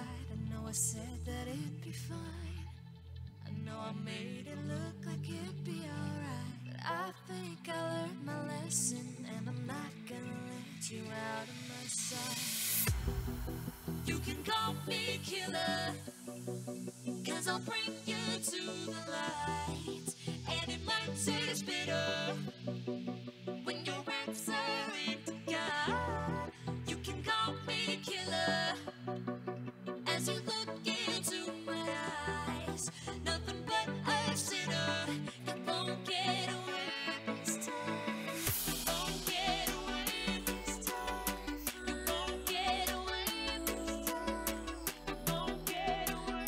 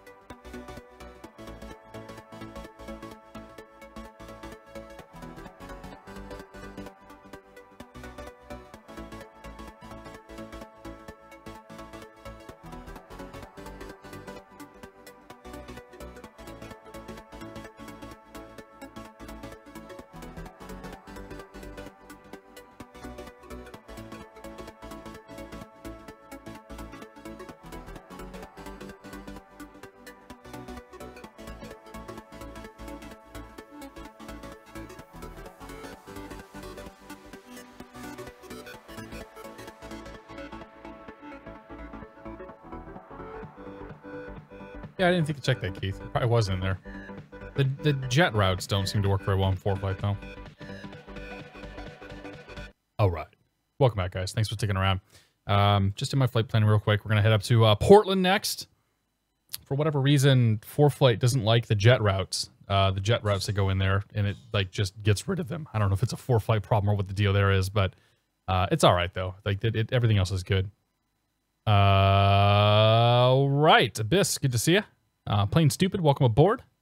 Great to be watching at a sensible hour. Good to have you here at a sensible hour. Oh, man. Flaps 15, welcome aboard. You have to pay for Sim Brief? No, it's free. Okay. Brad Hassel, welcome aboard. Good to see you. All right. So let's do this. This shouldn't take too long for us to make the turn here, assuming that my aircraft hasn't been all buggered up. Keith says he missed a perfect opportunity to screw with my plane. I appreciate it. Blind Fox 455, cheers to you as well.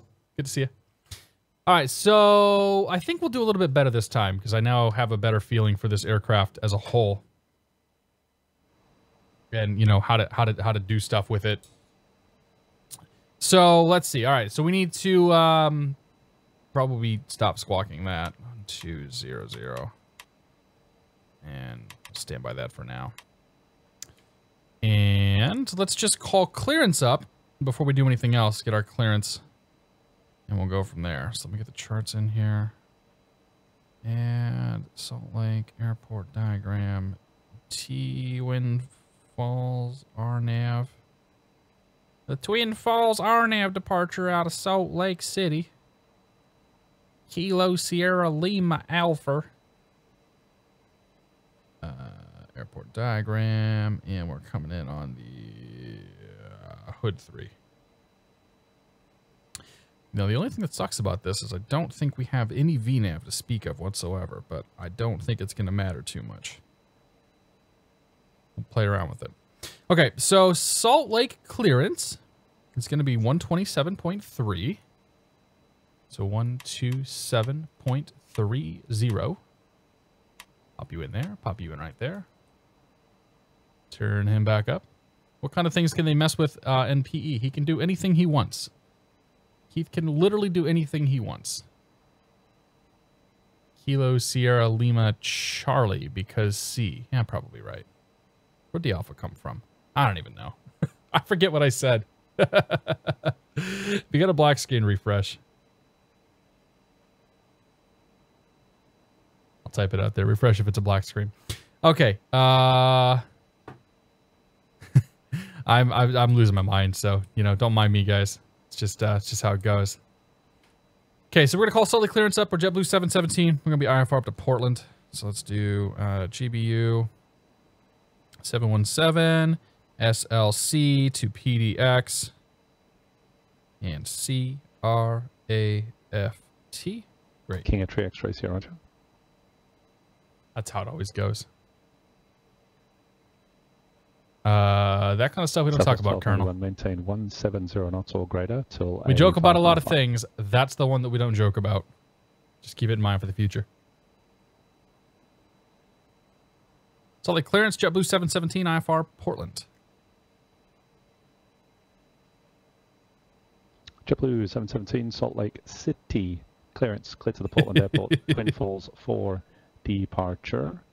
Then as filed, climb via CITIX up maintain 10,000, departure frequency 135.5, squawk 4457.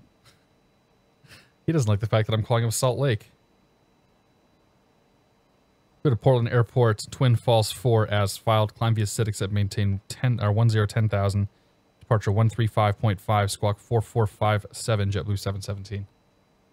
JetBlue 717, the readback stunningly accurate. Except for the Salt Lake City. Well, you nailed it on this one.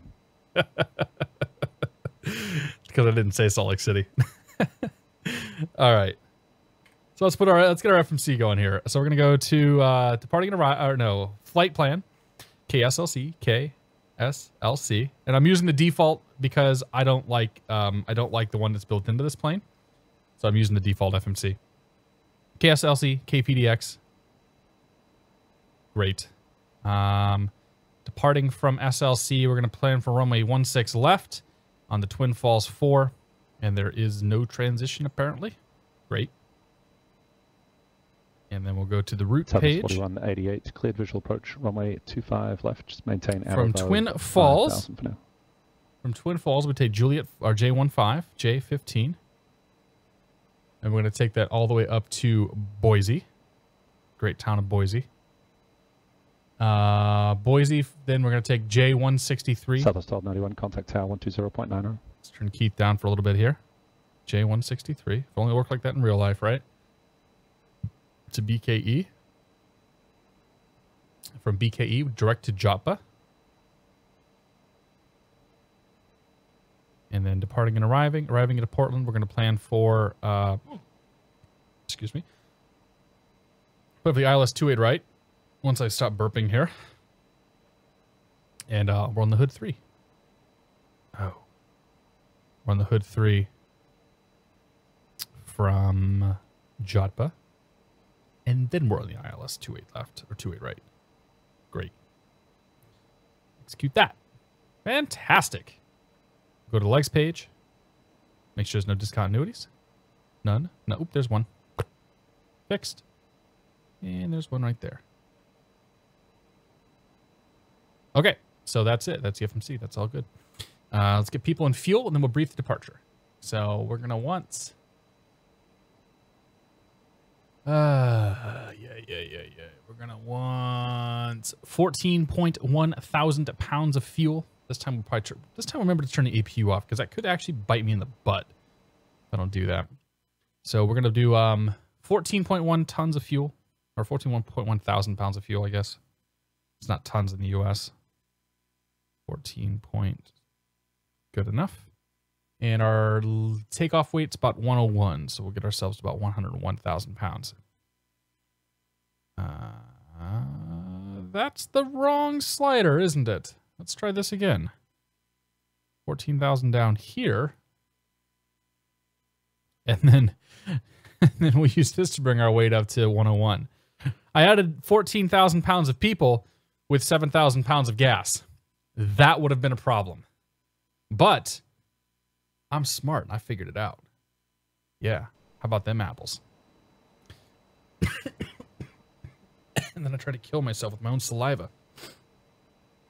All right. Squawk code 4457. Point right there. Just come down here and squawk altitude now. McDo index, perf. That's got all that stuff punched in there. V1, 143. V rotate, 145. V2, 147. So 147 knots plus 15. That's going to put us at 163 knots for the initial climb out speed. I know I promised a briefing and we'll do it here soon. 163. And now we'll do the briefing because I got to talk about that before I can do the rest of this stuff. Bring 4 flight up. We are taking off, or we're planning for, I should say, the 16 left departure for the Twin Falls 4 RNAV departure. That states climbing on a heading of 169er, or 164 until reaching 4,727 feet, and then a right turn direct to the pig intersection, the P-pig. After that, we cross Wazer at or below 10,000 feet and 230 knots. From there, we go Czar above 11,000, Buoyant above 13,000, Seagull above 15,000, and Moffer flight level 230 at 250 knots. Resume normal speed after Moffer. So the things that we care about the most here. First of all, the Wazer intersection at or below 10,000. If you guys were here for the first flight, J-Snap, I'm guessing, was not here for the first flight. J-Snap, thank you very much for your continued support. Cheers, my friend. Happy Labor Day to you as well. I just tried to kill myself again. Excuse me. So if you were here for the first flight, you would have noted that this plane is basically a SpaceX rocket going into the air. Thank you, Dave, for that one.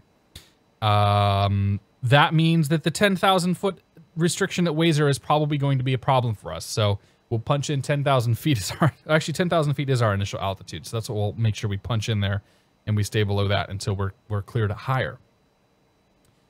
Even after that, the 230 at Moffer could be a problem for us, but I suspect that we'll get a climb and maintain prior to that.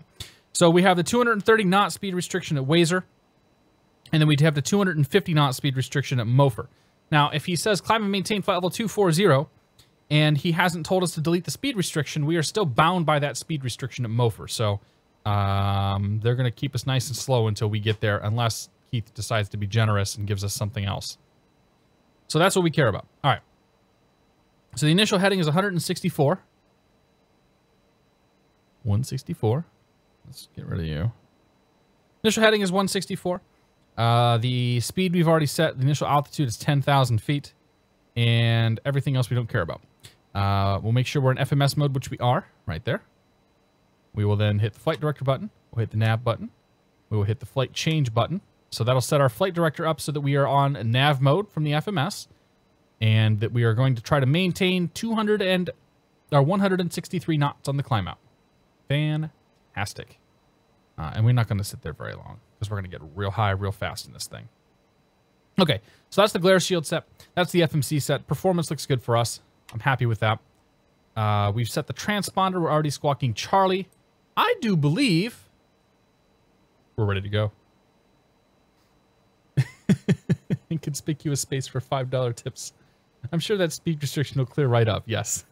If I bribe the controller, the speed restrictions will clear up, he says. Okay, so we're going to push back. Well, we're going to push back whichever direction they tell us that we can push back. So let's grab. We're going to be pushing back onto hotel. Fantastic. Okay, let me get my bearing straight here. Go beacon on. Come outside. Pull up the pushback truck. And push. We'll wait until we figure out where we're going. So let's see. Ground next. Ground on the east side of this airport, or west side of the airport, to 123.775. So come here. Go to radio. 123.775. And then tower, if we get 16 left, 34 right, which we should, will be 119.05. 119.05. Punch you in there. 23, okay. And let's grab the weather real quick. Salt Lake City weather.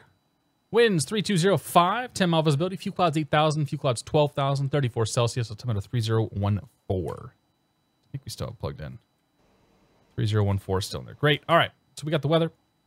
We got ourselves in check. Let's push and get out of here. Salt Lake City ground, JetBlue 717, looking to push into hotel.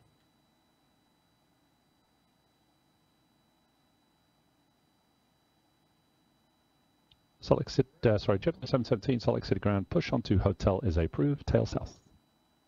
Push hotel, approved, tail south, JetBlue 717. That's what we figured. Okay, so we're going to go back a little further. King Air Tree X-ray, Sierra Roger. Where'd my ghost go? I lost my ghost. Right pivot. Okay, so 40 meters back to the right. That'll put us right there. Great. Accept. Confirmed. Roger. Thanks. Pushback will begin shortly. There goes the push. Okay, overhead panel packs can come off. Boom, boom. Seatbelts are good. Everything else we don't care about. So let's go ahead and start engine number 2. Now, we learned the last time that we need to push and hold the start button until the engines actually start up.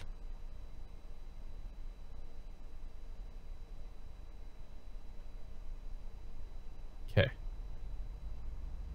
fact, I was told in no uncertain terms to RTFM.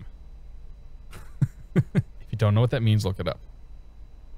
Why no better pushback? Because I haven't bothered to install it. I'm okay with whatever the planes come with right now. That's good. Engine number 1. I know every stream people tell me the better pushback is awesome. I don't know that I care about a pushback modification, because most planes have a pushback truck built in that's just fine. Need my lav truck mod, that's right.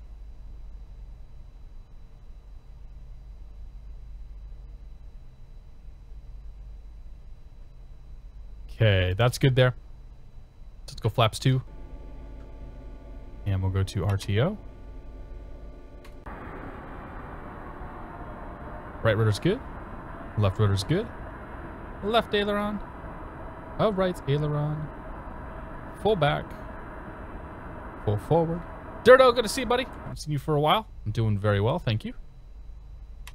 Taxi lights on. Okay, overhead panel. Pax. Overhead panel's good. We're in the APU off this time. Save some fuel. And we're ready to go. We'll just clear that master caution. I'm sure it's fine. Select city ground. JetBlue 717 pushed onto hotel. Ready for taxi with the weather. JetBlue 717, runway 16 left, taxi via hotel. 16 left via hotel, JetBlue 717. Actually, strong cam to a little better pushback. The only thing a bit better pushback might want is to add a total easy mode. Pushback, but planning simple pushback is better. Pushback is true. That's a lot of pushbacks in one sentence, Justin. Yeah, I mean, I'll get around to it. Truthfully, I've been... Just put my flaps down again. Nope, we're good. Truthfully, I've just been way too busy to mess around with another modification this summer. And I like to run my sim pretty light, and by adding more mods, you increase your possibility of having crashes. And I don't want to be in that position. So I have not installed it yet. I probably will at some point because I think I'm going to have to. But yeah, for the time being, I don't have it.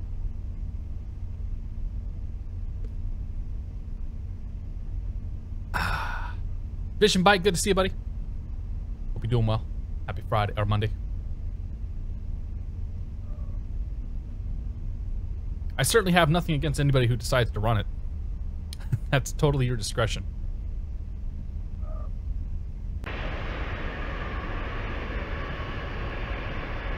Ah, it's a good looking plane. You know what? We do all of our screenshots up in the air. Let's do that one on the ground. That's a good screenshot. Get the Salt Lake Airport, get the mountains in the background. I like that one. It does need to be Friday. Well, it's not like the work week hasn't even started. Actually got a lot of crap to do this week too. Doing some flights in a CL-30, great plane. Yes, it is, man. I love that plane. Do I fly on VATSIM or just PE? I'll fly on VATSIM once in a while. I'll join up in F&O usually once a month or so. I haven't been... Actually, no, I think I was on VATSIM about a month ago. We flew, where the hell did we fly? Minneapolis. Did Minneapolis right before Oshkosh. It's been a bit over a month, but yeah, we did Denver to Minneapolis, then Minneapolis over to Oshkosh in the IXE G737. So I can run VATSIM once in a while. It's not always just PE, but the thing is like unless you're flying in an FNO, there's really like not much coverage typically. There might be some coverage today because there's some coverage today just by virtue of it being a holiday, but like Salt Lake City's not online. We'd have an entire swath here, and like Denver's been online for 36 minutes. There's no guarantee that he was online when we even rolled in earlier. So it's just I wanted some guaranteed coverage today, and I like PilotEdge. Yeah, Minneapolis is pretty fun. Those guys did pretty well. So much beer to deliver this week. Yep, everybody's coming back, man. We're almost back over 200. I lost like 40 or 50 Phoenix subs Tower, by taking 2 weeks off. 1291. Thanks for the service. Which is talking to you, Keith. Good having you on. Doesn't surprise me at all. Great to see you, Dave. Take care, man. Aww.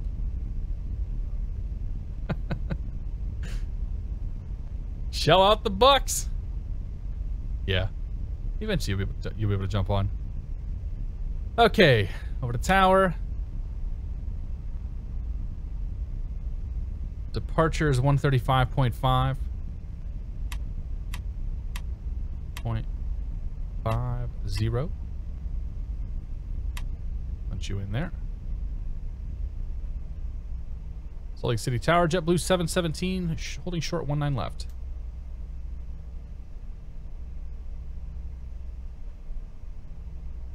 JetBlue 717, Salt Lake City Tower. Find that hard to believe. Runway 16 left, clear for takeoff.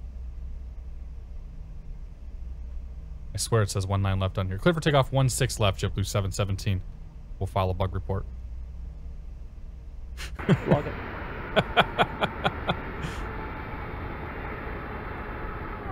Never trust your sign. John? Where's John at? John was supposed to find that one. Alright, clear to the left. I'm gonna assume clear to the right. Lights. Camera. Set that. Set that. Action. Flaps. Auto brake. Good to go. John had one job, I know.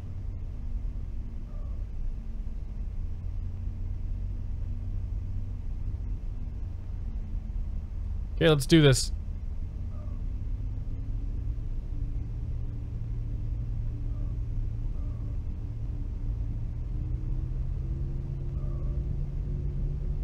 Engine stable.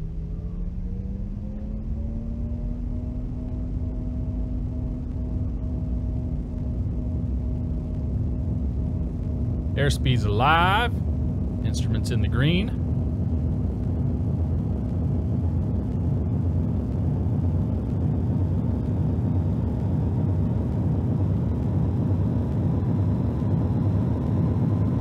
V1. Rotate. V2. Plane rotated a little early. That's okay though.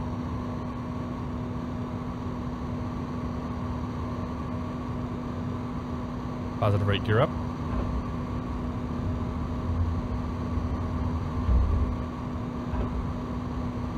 JetBlue 717, contact departure.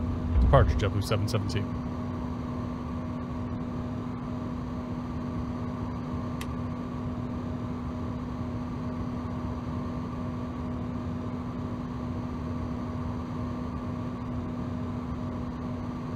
Departure, JetBlue 717, 6,500 for 10,000 via the Twin Falls 4.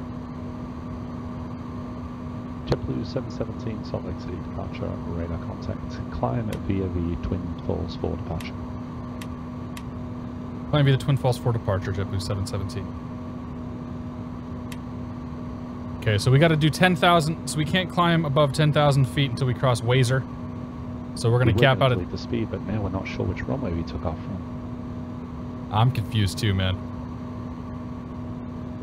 Let's go vertical speed. And we'll bring our flaps in.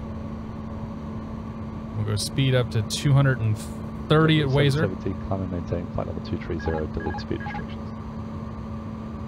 Flight maintain flight level 230, delete speed restrictions, JetBlue 717. Autopilot's upset at me. Let's do this by hand.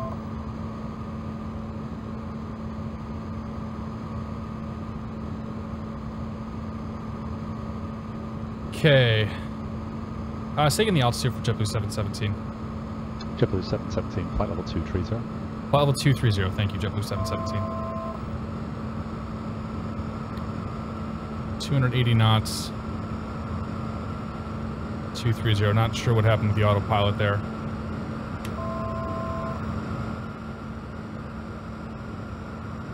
Again, this plane is pretty rudimentary in a lot of ways, so you have to understand what you're walking into with this guy. It doesn't have all the bells and whistles, doesn't have all the fancy stuff. It definitely does not fly like an Embraer does. Bipolar Bear 8644, just back from a successful family reunion. No sworn safety officials involved. Bipolar Bear, thank you very much for your continued support. Congratulations for getting back from said reunion. Cheers, my friend. I appreciate it. Brad, and welcome aboard. Cat has the best Twitch outro ever. I'm flattered. I'll take it. Okay, now we're climbing again. Go for about 88 on the N1, because why not? I could toga the crap out of this thing and just watch it climb. Alright. Nightmare Frame, good to see you, but it's Labor Day weekend, dude. Get the day off. Ironically, it has bells and whistles, but not much else. That's a good point, Keith. It does make a lot of noise. That's sort of where it ends. JetBlue 717, contact Salt Lake City Center 128.72. 128.72, JetBlue 717. 72.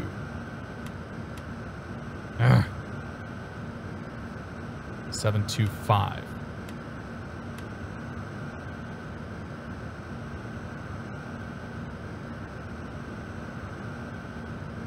Salt Lake Center JetBlue 717, 16,500, climbing flight level 230.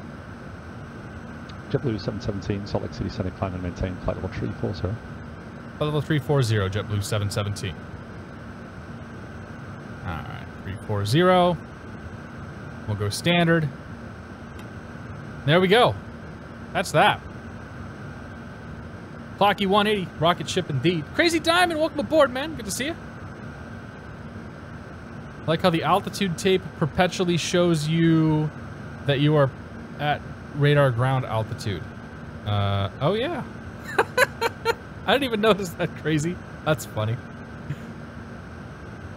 Yeah, that's not supposed to be brown.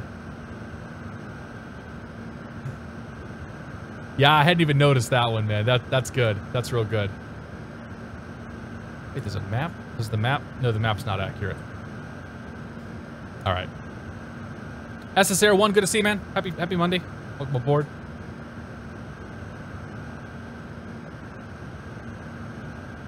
The number 2 on the engine start is a bug, right? Oh no, that's actually right.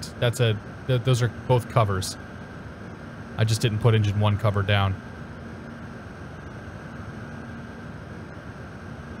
Doo-doo, the map is drunk. Go home, map. You're drunk. Yeah. Turn the lights off, can't we?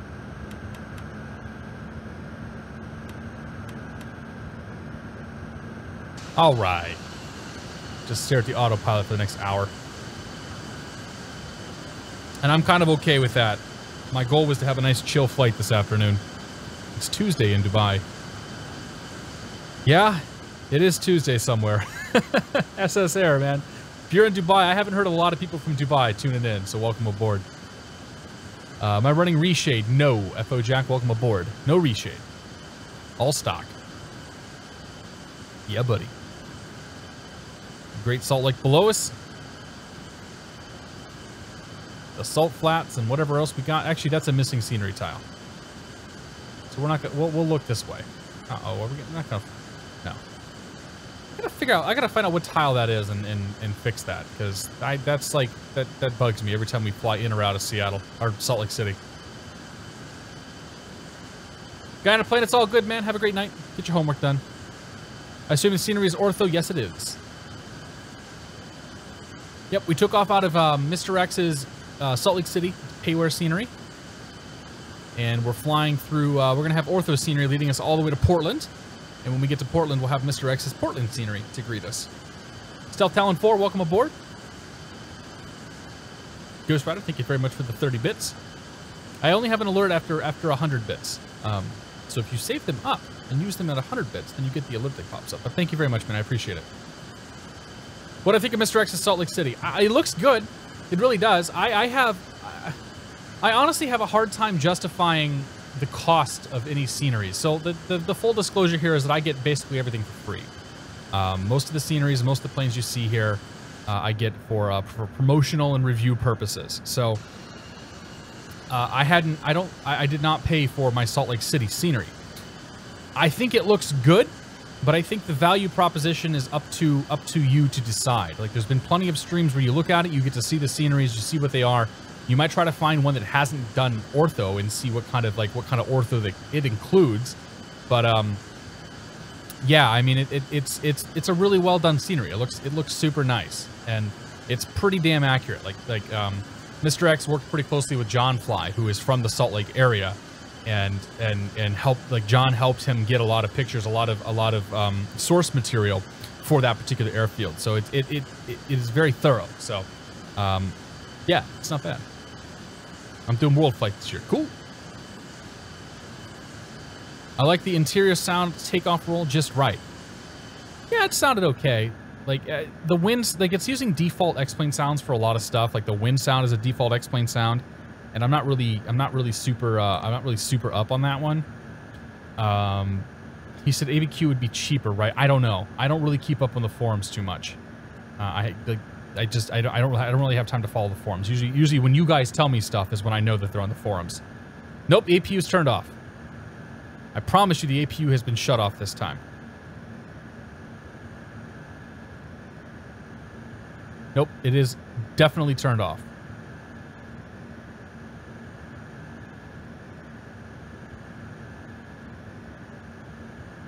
Do you usually remove other payware orthos using WED if you already have ortho for the area? No, I don't usually do that. I don't usually bother with it.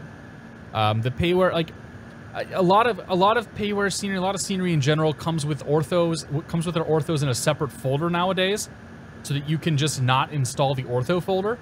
But that being said, a lot of the orthos that they ship with are usually higher quality than what I've generated through Ortho for XP. So I just keep whatever comes with it most of the time. I'm not super bothered by the lines and the sort of lack of discontinuity between what I've generated and what's around the field. Like that's not necessarily, that doesn't bother me at all in the sim.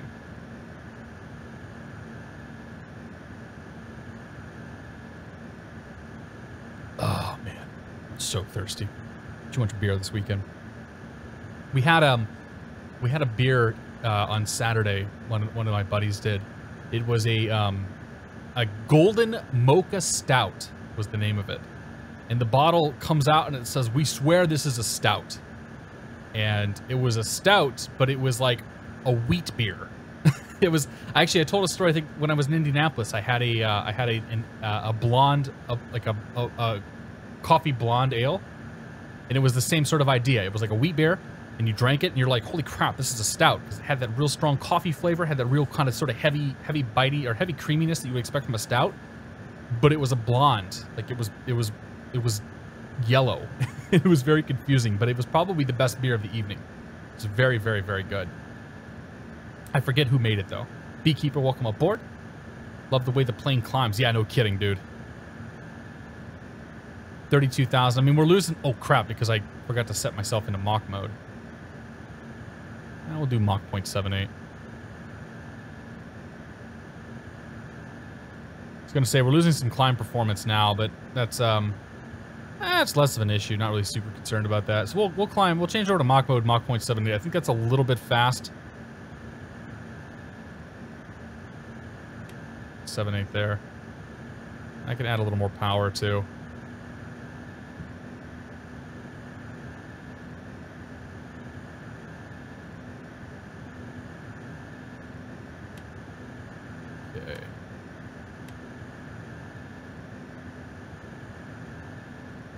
There's no way to like fine-tune the Mach. 784 is what we're getting. I'll go auto throttle mode too. That way we'll maintain once we get up there. 1,000 to go. The auto throttle brings the throttles all the way back to idle, and then pushes them back up to full.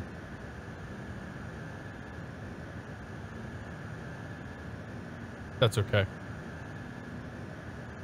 340, there we go. I'll take the CS signs off.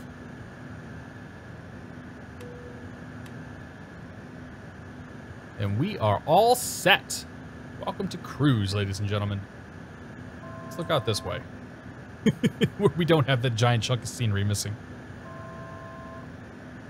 Bought to take the SSG for a spin. Cool. Like last time I tried to fly the SSG, I had problems, so I'm gonna try to figure out what I did, and we'll fire that up here in a few weeks. But I do want to fly that plane again. I think I have that, Ted Stevens. How are you? Did you see my message on YouTube? Xpod, I haven't looked at comments yet today. I've been out of town basically all weekend, so I haven't had a chance to go through and see comments and whatnot. But I'll probably take a look at it later. SSR asked how my PPL training is coming along. I talked about it a lot earlier, but I can talk a little bit again. PPL training is good. I did an hour and a half of check ride prep this morning. I almost destroyed the manifold on my engine, but that's okay. because the plane still flies and the engine's still intact. And yeah, check ride prep was good. So I have an hour and a half of check ride prep to do again next week, and probably do 30 to 60 minutes on the ground with my instructor, just kind of covering and tying up some loose ends. And then I'm going to get endorsed, and then I'm going to try to do my check ride sometime in the next 2 to 3 weeks if I can get away with it. I have a couple of business trips coming up at the end of September, beginning of October. So the goal is to make sure I clear up all of that, nonsense and whatnot by the time I go. So I want to try to get the check ride done before I leave on my trips. Otherwise, it won't be until like the second week of October when I can finally do my check ride. Goot. Oh my god, I have no idea to say it. Gucci Albert? I don't know how to say your name, dude. Mr. Albert. Hello from Boston, Spain. He says, hello from Boston. Good to see you, man. Welcome aboard. Happy Friday. Or happy Monday. LUI Simulations asks what the best plane for X-Plane 11 is. That is impossible to answer. It depends entirely on what kind of plane you like to fly. So I ask a question back to you. What kind of plane do you like to fly? We could probably suggest you something. X-Pilot 115, welcome to the Beer of the Month Club. Thank you very much for your support. Cheers. Appreciate it.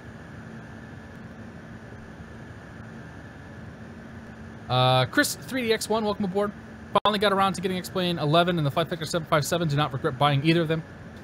We were really surprised how many nice looking freeware is available. Most of them will cost you P3 and FSX. Next plane on the list is the JAR 330. Yeah, dude, you really can't go wrong. There's a lot of good pay, like there's a lot of good free stuff out there. There's a lot of good pay stuff that's out there too. Like the simulator has come a very, very long way. Oh man, there's the speaking of free scenery, there's the edge of a scenery tile. And there's a couple of airports that are just sticking up like plateaus. We'll just keep looking out the right side for now. Is there a dramatic difference between how the plane feels in real life versus X-Plane 11? That's a good question. Now, I'm definitely... Yes, there is. So, I'd say the overall plane itself generally handles very similarly between the sim and the real world. If you assume that the winds are relatively static and not, you know, not changing a lot, and if you assume that there's no thermals in the world, the difference that I've noted between flying the real plane and flying an X-plane is that everything feels much more bouncy and fluid, right? Like it feels like it feels like when you're in a speedboat and you're going across a lake and the lake is a little choppy and you hit some waves here and there, like that speedboat is constantly moving, right? It's generally not a super stable platform. And that's how I feel when that's how I think flying the plane feels. You know, you're constantly, you got thermals pushing you up, you got downdrafts taking you down, you got updrafts pushing you up. You're constantly up and down and kind of moving around, and you've got a lot of like, there's a lot of interaction happening between, you know, the air and the ground. And I don't think X-Plane captures that super well. It does. They do model, you know, thermals. They do model updrafts and downdrafts over mountains. But I don't feel like they do a good job of getting the true feel of coming in on short final and just having that plane like move all over the place. And then suddenly when you get in ground effect, it's done. That's it. It just calms right down and you can just put it on the ground. Like that's the part that I feel is not done super well. Ladies and gentlemen, on the left side of the aircraft, please do not pay any attention to the gaping hole in the earth. It is not the apocalypse. It's just the government has probably blocked us from pulling that data. Not every day is a bumpy day, otherwise I'd say you're right. I mean, not every day is a bumpy day, but I've had a lot of bumpy flying, man. Like there's about a 300-foot hill that I contend with on final whenever I'm like one of the runways that I'm generally coming in on. There's a 300-foot hill just off the left side. So if you happen to follow the glide slope or you follow the glide path and you come in, what's going to happen is that thing's going to start, you're going to get pushed. Like you're going to hit that hill, hit right next to that hill in such a way that you're going to get shoved right down. And so I've had to learn to sort of come in high all the time there and then sort of dive down to the airport, you know, the last like quarter mile or whatever. But yeah, I mean, what Keith says, not every day is a bumpy day, but that's been the biggest experience because I've had a lot of bumpy days. I'd say most of my training has been done, especially a lot of my early training, a lot of my training has been done with, you know, 10 to 15 mile an hour winds, gusty, and generally 30 to 50 degrees of crosswind. And it was, it's one of the reasons why it took me a little longer to solo and sort of get a feel for things at the beginning. But it's also one of the reasons why I'm feeling a lot more confident with weather. Like today I landed in a 12-knot crosswind. Or so 12 knots and about 40 to 50 degrees of crosswind. And I was totally fine with it. I had no issues. Like I planted it. I was very happy with the approach and the landing on that. And that's because of, you know, the early training where I was forced to learn on that stuff. SCCR, good to see you, man. Welcome aboard. Happy Monday. SCCR was napping. My home airport, runway 1, downdraft is always there when the winds are rolling over the mountain from the west. Yeah, that's right. You're kind of in a hilly area as well, yeah. Yeah, I want to come down and land at that field at some point, Keith, because that looks like going in there with Max. That looked pretty sweet. Deoxys wants to be a pilot, don't we all? But I mean, overall, like X-Plane, I think has done a fantastic job of. There's so much good stuff I've gotten out of this sim, and I'm going to talk about that. When I'm all finished with this whole thing, I'm going to throw together a big long video, talk about, you know, all of that stuff. But X-Plane has done so much to get me ready for a lot of things, and to make me think about a lot of things too. It's been incredible having the simulator, there to sort of augment and get a jump start on all of my training. Because at this point, like, with the exception of honestly, with the exception of landing the airplane, like most of my training has been going through just checking off boxes. You know, for cross country stuff, that wasn't terribly difficult because I'd done cross country in the sim.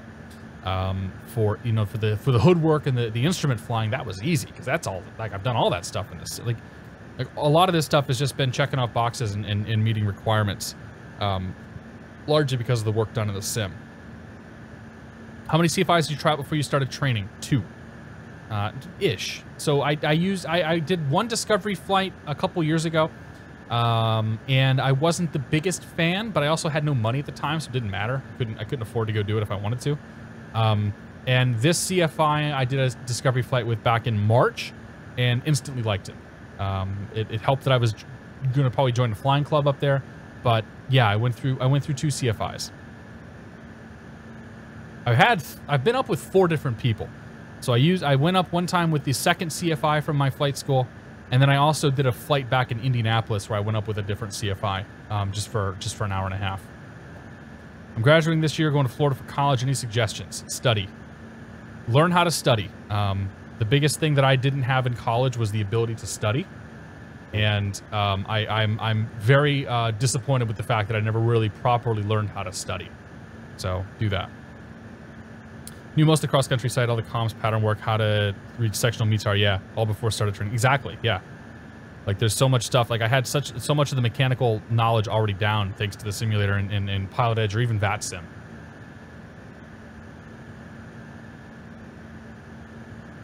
Oh, any suggestions on colleges? Dude, I have no idea. I went to Purdue. Go to Purdue University. Be a Boilermaker. But I mean, I know people that have gone through a number of instructors, and to be honest, like my instructor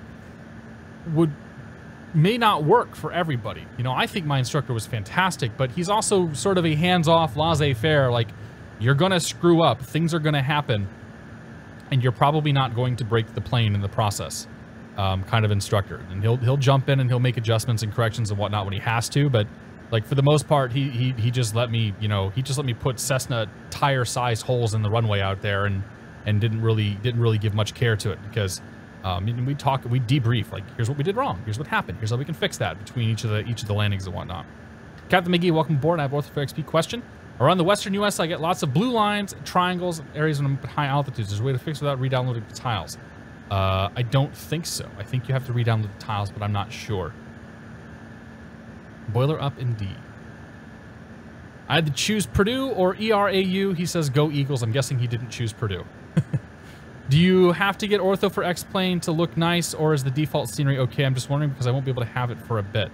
I mean, honestly, the default... So, comparing what we're looking at now to the default, it's not going to look that dissimilar. The mountains, like... So over here, This stuff all looks far better in Ortho. But when you're looking at stuff like farmland, it kind of looks the same between Ortho and not Ortho.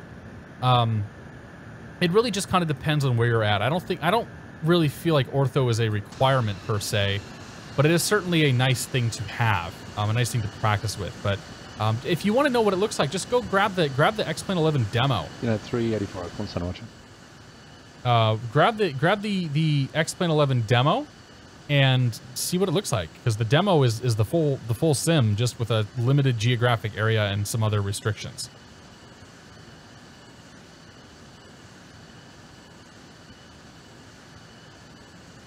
Yeah, Keith just made the jump. And Keith was able to do, you know, Dead Reckoning and VFR navigation and all that using the default scenery. Like, the default stuff is fine. You've got roads, you've got rivers, you've got power lines, you've got, you know, features in the land. Like, you can navigate off the default stuff. Yeah, it doesn't look as pretty, but it depends on what you're after. Victor Foxtrot Phoenix clearance cleared to the John Wayne Airport is 06 departure. Mr. Chow, good to see it. Then as filed. Climb Lord Vold, welcome aboard. Problem with frequency, default scenery is not accurate. Orthos, you get proper roads, rivers, blah, blah, blah, blah. Navigate, if like VFR singles.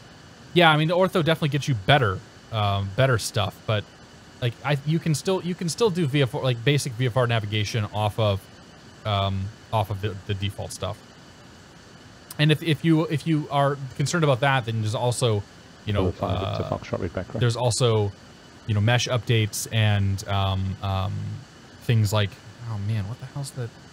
I want to say World to X-Plane, but that sounds incorrect. The OSM, the open OSM data, you can always update that too. Almost too many power lines, yeah.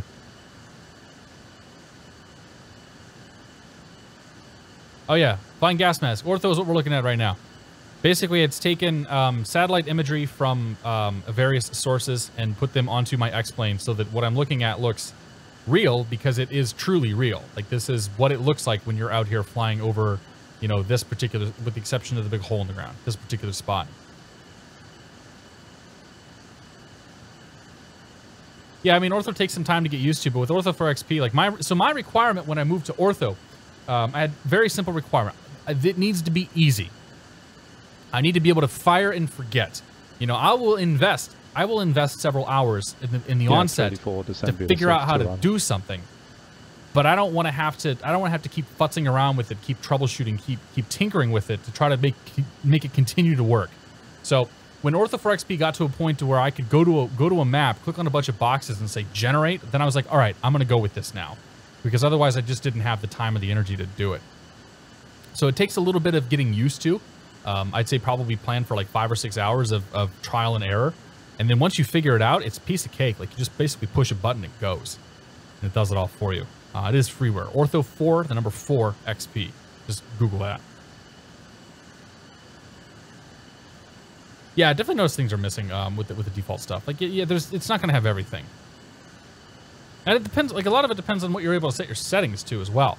Like, if you can't set your roads as high, like, if you can get your roads set as high as it needs to go, then you're not going to get all the roads. You know, things like that. It does take a lot of hard drive space, yeah. Ortho for US, I have no idea what that is. 54 minutes en route. Means we probably got about a half an hour or so till we're starting to think about descents and whatnot. Puts us in about 5:30 Eastern. That's about what I wanted to do. What is my favorite aircraft? It depends on the day of the week. I don't really have a favorite aircraft. I fly so many different airplanes within X-Plane that I don't have a favorite. And if you're talking about favorite in the real world, I like to ride in the Dash 8 Q400 because they're really cool planes. I like to fly whatever plane I have the controls of. I don't have a favorite. Giant Unicorn, good to see you, buddy. Hope you're doing well. Happy Monday. What time is it over there in Scandinavia land? And has the sun set yet? I think you guys are back to having sunrises and sunsets, right? Captain P3D, welcome aboard. Good to see you. Boeing or Airbus, don't care.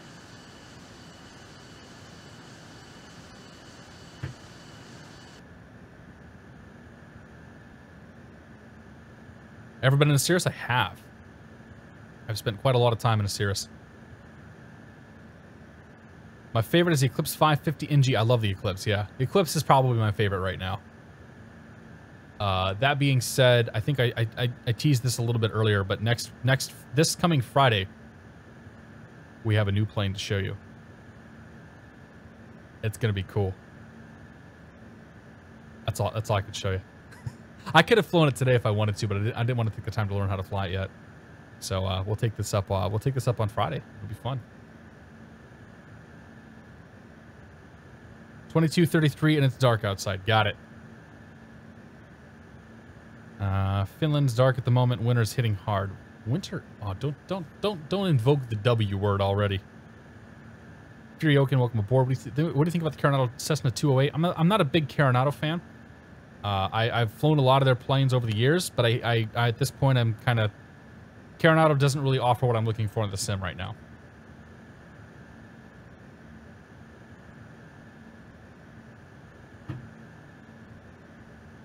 I bought it, but having crashed at desktops. I would probably post over at the forums if you're having CTDs. Denver clearance. They'll be able to help you out. Spares 3 departures, Zappa transition. I didn't see the name of the folder. Better go back and look. Iron Joey, welcome aboard. Looking at velocities a while ago, opted for the Lancer instead. 507 train. Yeah. The velocities look cool as all hell, though. I've seen a couple of them. I saw a velocity at North Central when I did my cross country down there. And then I actually saw a velocity at Lawrence taxiing past me, which those things just look so cool. Like, they look like the future. Have you heard anything about the FlyJ Sim 707? I don't think he's really working on that right now. Read back correct. Jack is currently working on the 732 update, from what I understand.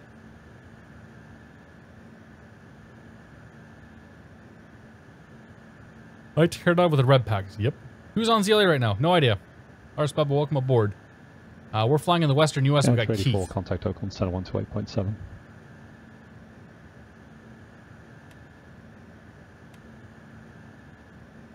Summer's going straight to winter. That's a bummer, dude. Have I tried the rep packs? I meant to do good things. Charlie Papa, Oakland Center, Roger. Meant to do good things with Coronado planes. Yes, I have the rep for the Baron, and I have the rep for the V35 Bonanza. And they're cool. Like, they really are neat. They do a lot of cool stuff. I just haven't flown them that much, to be perfectly honest. I'll get into them at some point again. But yeah, I haven't flown it for a while. Hype for Aerosim Gaming's Cub. Yeah, whenever he releases that thing, though, man. We've been waiting on that Cub for like a year now. I know PE has had some new controllers cycling in. They've been getting some new blood in, so it's possible that it could be a new guy. Yeah, it's ready for Oakland Center, Roger. Number 145, Victor Foxtrot, Phoenix Ground, runway 25. Yeah, I think he's a new guy. Hotel. Let's look and see who it was. Actually, let's do. Can you take 25 left at Hotel 7? Cold front. Not sure what to expect. South African living in Finland for the first time, so this is cold is all new to me. Ah, yes. Well, I don't even know. Like, cold is always relative to wherever you happen to live. Hotel 7. Ortho for US is initially a freeware project for photoreal scenery, just something to watch for those not ready for Ortho for XP. No interest for me on this end. Initially a freeware project, so that implication is that they're going to charge for it at some point. I think if you're charging anything for a utility that does anything with Ortho, you're kind of opening yourself up to getting in trouble. Number 5, Victor Foxtrot. After Foxtrot, it's Golf 8, and you can cross runway 25. They posted their last batch of screenshots before release. They're really close. I know. I talk to Rush pretty often. I think I've got beta versions of that plane. I just haven't haven't had time to fly it. Microsoft Gamer, welcome aboard. Currently painting the aircraft I train on. What do we have here? That looks cool. I like that paint job, man. That's neat. Said it depends on donations. Well, fair enough. I wouldn't rely on donations as an income source. Lots of people have tried that, and it generally does not work out well.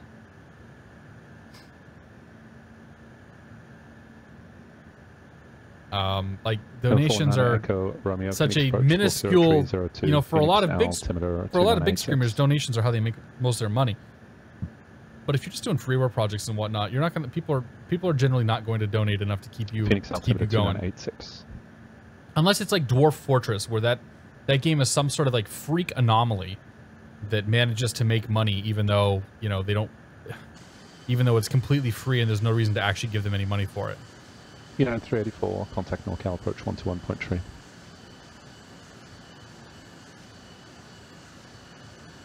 Up next, you'll find the great city of Boise. Is there anything notable about Boise? Can somebody share me some Boise, Ohio trivia? I know nothing about Boise.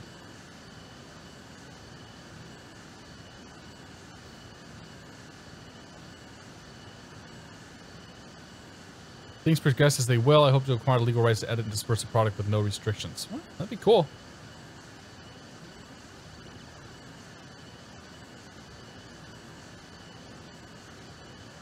Got all the US built, mostly ZL15, ported over to the Mac, so I have it on 2 machines. Nice. And any recommendations of payware airports that are supported by PilotEdge? The Salt Lake City airport we just took off out is pretty good. San Francisco wind 340. Most of what I'm running is freeware. PilotEdge, to be honest. A lot of freeware. 2985. Expect the ILS runway 28 left approach. I mean, GPB 500 would be great if you'd actually sell them on a store. Just saying. Half Moon Bay, that's the one. Yeah, Fred Kyle, welcome aboard. Half Moon Bay is fantastic if you're into little GA airports. That's probably one of the best airports I've seen in a sim. Cessna 9 Echo Romeo, radar contact 31 miles northeast of the Falcon Airport, Phoenix altimeter. Chicago Duffy, good to see you. Apparently Boise was named the #1 adventure city in America by National Geographic. Not sure if that's good or bad. What does that even mean? Come to our city and have a fantastic adventure in the #1 adventure city in the U.S. That could mean many things. It could mean that this is the city where you're most likely to get shot or stabbed. Maybe your adventure is playing with your own life. Maybe you can take an adventure on the beach and you can try to avoid all the needles.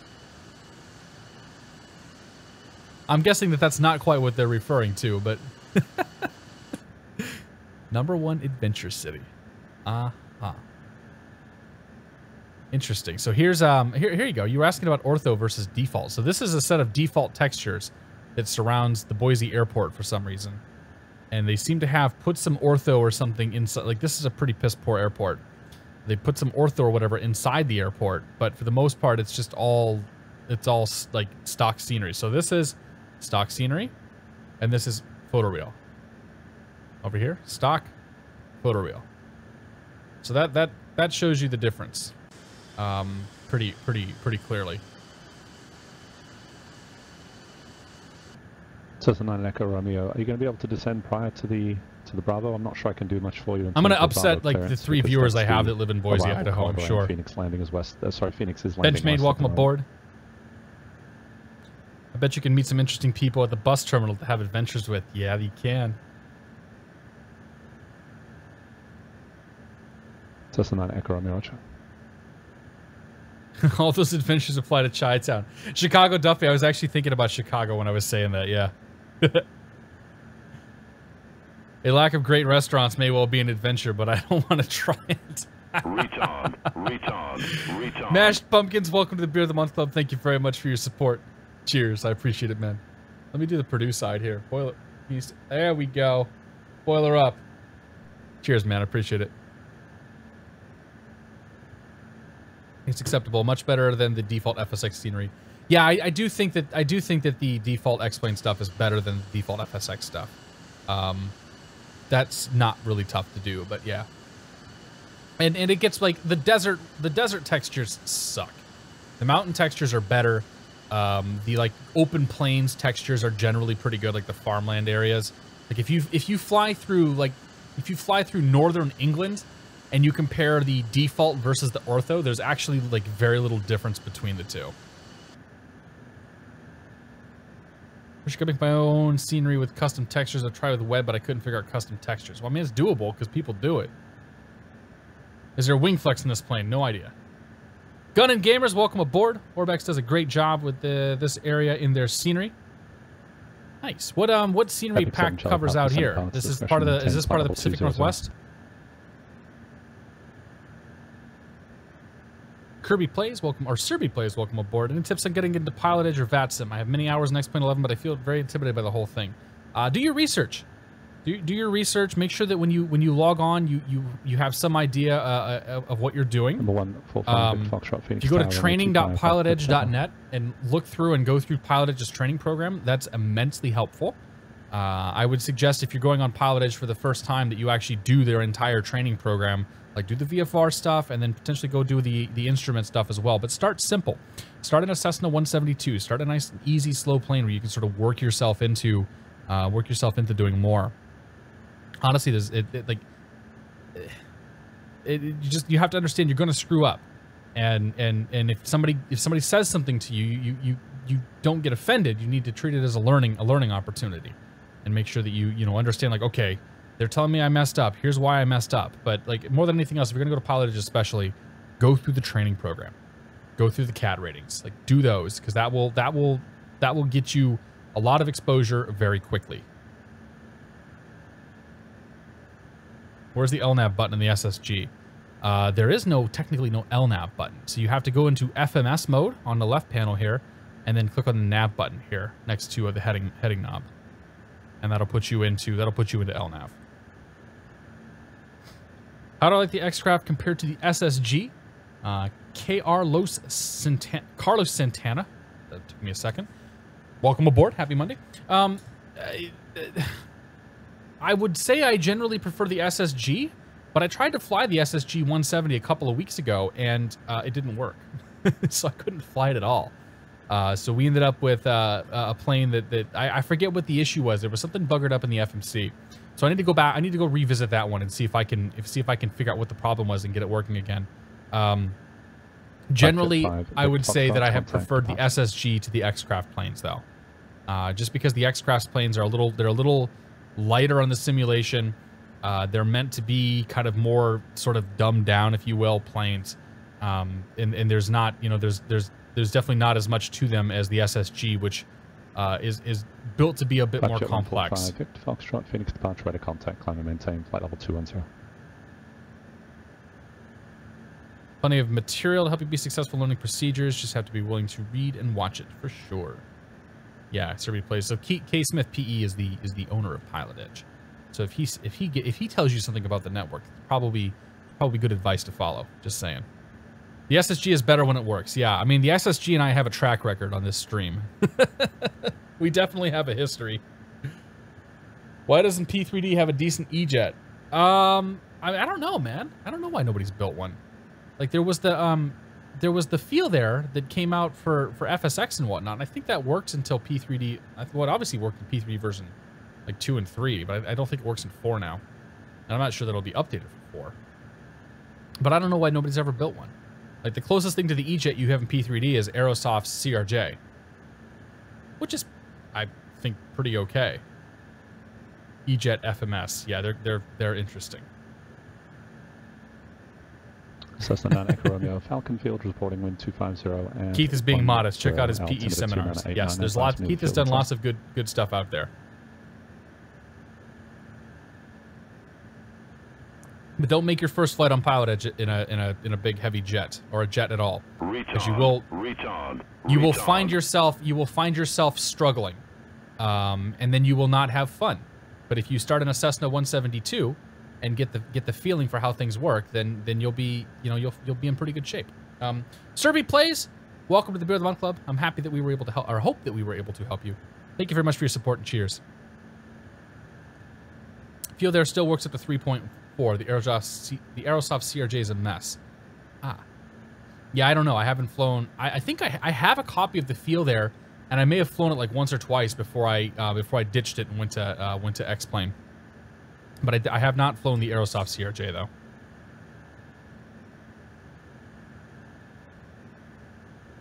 There's Lost, and then there's Lost at 400 knots. Yeah. I regret to say that I have also been lost at 400 knots. You'll be fine as long as you don't say with you or ask for a radio check. Pretty much. Marcus only has the radio check counter, right? He doesn't have with you. My first flight on PE was just circuits with friends just to get used to the comms. Flew out of an airport I knew well, Santa Barbara. Yeah, exactly.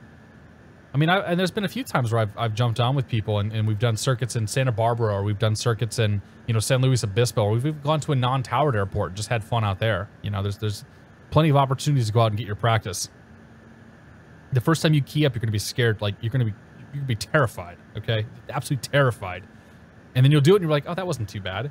And then you'll eventually do something where they yell at you and you're like, ah, crap. And then you'll be terrified again. But you'll get over it because whatever, nothing's personal. My first step is learning a smaller plane. I have about 85% of my hours in the JAR Design E330.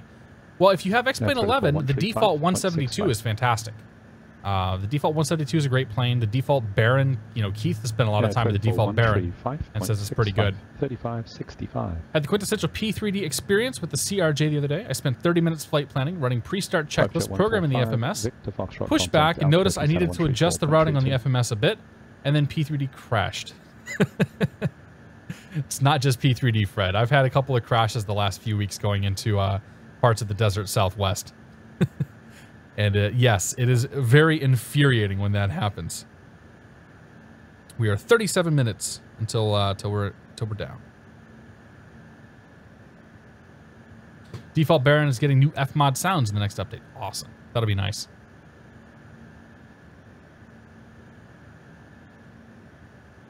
Need to learn more about airspace, especially since PE operates in an airspace-heavy area. I mean, PE is all about, like, the Los Angeles basin is all about airspace. And there's definitely tons of training out there on that. Like, PilotEdge has tons of training. VATSIM has a lot of training on it. NorCal approach, Roger. So there's a lot of good stuff to go out there and look for. But yeah, you must know and understand airspace if you want to have a hope to be able to fly on PilotEdge. That being said, if you're flying outside of the LA basin, honestly, it's like anywhere else. You know, if we were to pop up Sky Vector here, yes, LA Basin is crazy. You got Bravos, you got Charlies, you have overlapping Bravos and Charlies, you've got Deltas underneath Bravos, you've got, you know, Deltas underneath Charlies. Like it's kind of bonkers. But it's fun. Like that's what makes it interesting. But if you go north, here's Bakersfield. It's just a Delta in the middle of nowhere.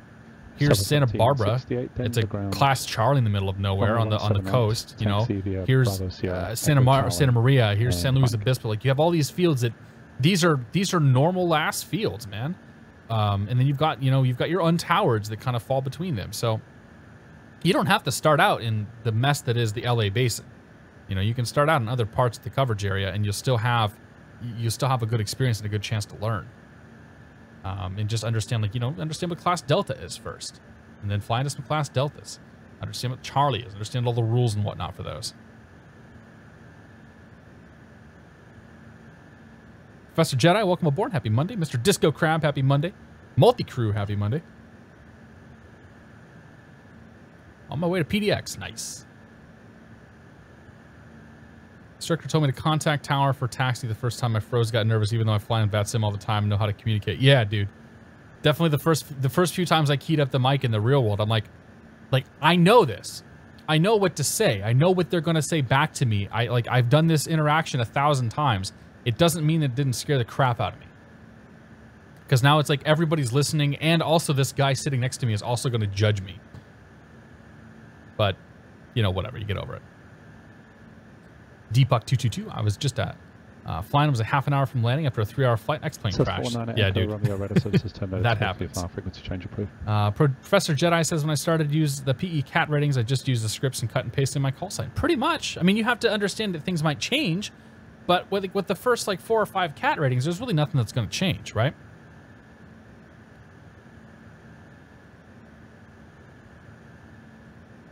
U.S. airspace are bonkers, dude. Giant Unicorn, I don't know, man. Like, I look at charts for, like, England. I have no idea how UK airspace works. I don't get it. And even I was looking at some Canadian stuff, and I'm not sure I understand Canada.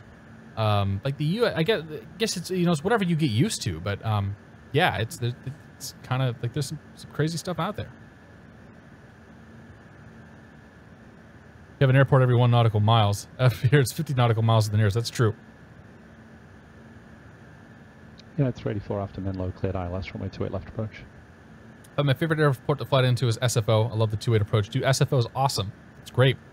This approach coming into Portland's pretty cool too. 1768. You know what? Denver's wind has changed. Because you get a few, I need to swap you over. Get a few mountains and whatnot to contend with, and I love this approach into Portland. Like, this is a really neat flight. Northeast now. As long as my sim holds up. Like, we're just about to get out of the desert here and start flying in. Thank you, runway. Just about to get out of the desert here and start flying into some more interesting terrain. Before we fly into the desert some more.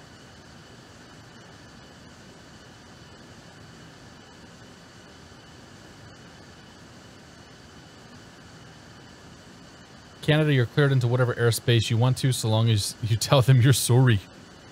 How about that? I'm sorry, eh? Nobody really understands Canada. Yeah, fair enough. Ortho looks great on the Hood 3. Yes, it does. Cat 3 Innsbruck. There is no Cat 3 into Innsbruck. I don't think there's an ILS coming into Innsbruck, is there? It's all RNAVs and non-precision. Is this the first flight of the second? This is flight number 2. We got 31 minutes en route.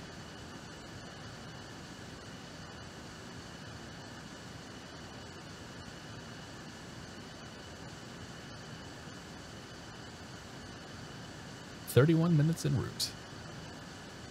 Some pretty stuff coming up here.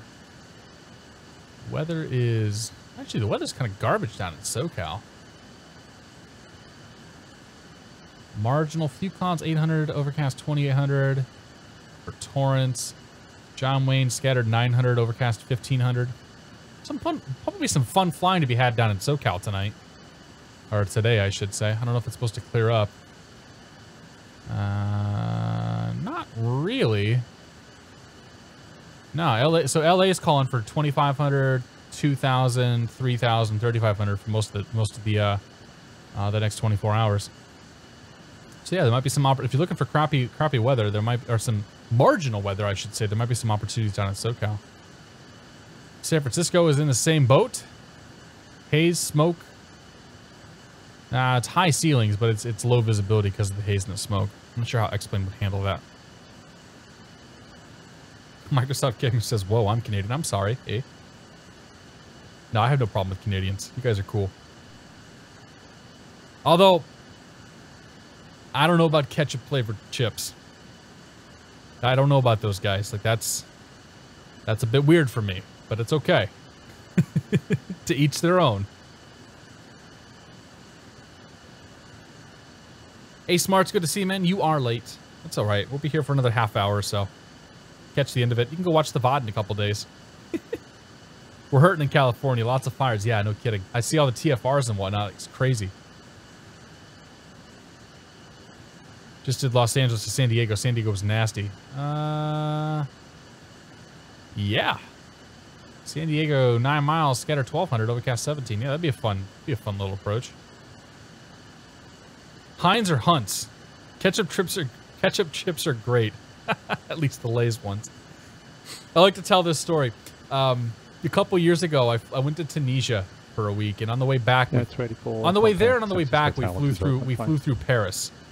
And when I was in Paris on the way back, I found these Lay's chips that were Lay's chips, and they had a picture of Thanksgiving dinner on the side of them.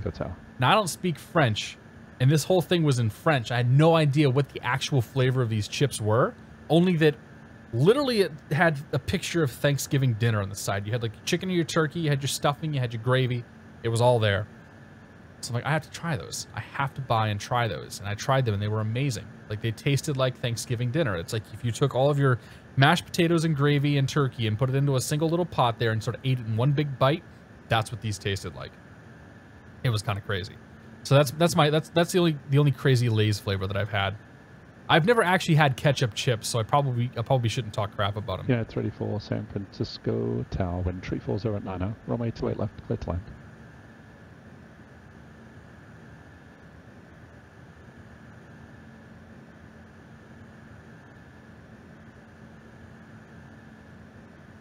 I wasn't in Dubai. No, somebody else earlier today was here in Dubai.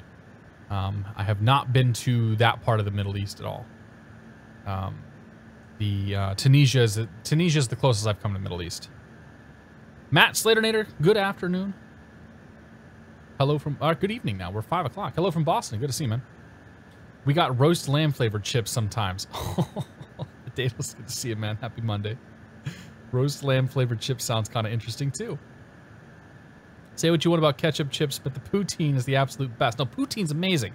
Okay, ketchup chips, we can throw those aside, but poutine is a gift from the gods. Oh, not me. Okay, you're talking to somebody else. Got it. Come to Dubai. We'll see. Dubai is on my list, but it's not high on my list. I think our next destination is going to be probably Italy, or like the south of France. How is the X-Craft 175? I mean, the 175 is basically the same as the 195. So the 175 is very similar to what we're flying now, and we are completely... what the hell just happened? King of Factory 1 Alpha Whiskey, Flagstaff ground on request, standby. Cross-check the FMC. We seem to have gotten off course here.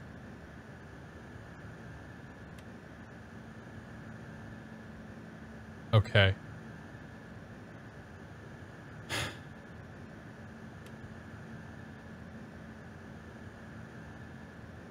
What? It completely, like, it was flying the route, and then it stopped flying the route. Like, it totally just stopped.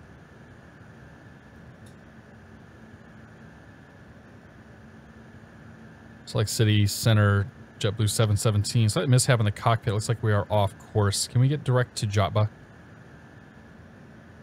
JetBlue 717. Stand by, let me coordinate that with Seattle. They're actually handed over the data tag. I'll tell you what, flight present heading for now, and contact Seattle Center 125.1. 25-1, present heading, JetBlue 717. South of 1760. Just as we were talking about the merits of this plane. What Tower Squawk happened? 507 tree, runway 35 left, clear for takeoff.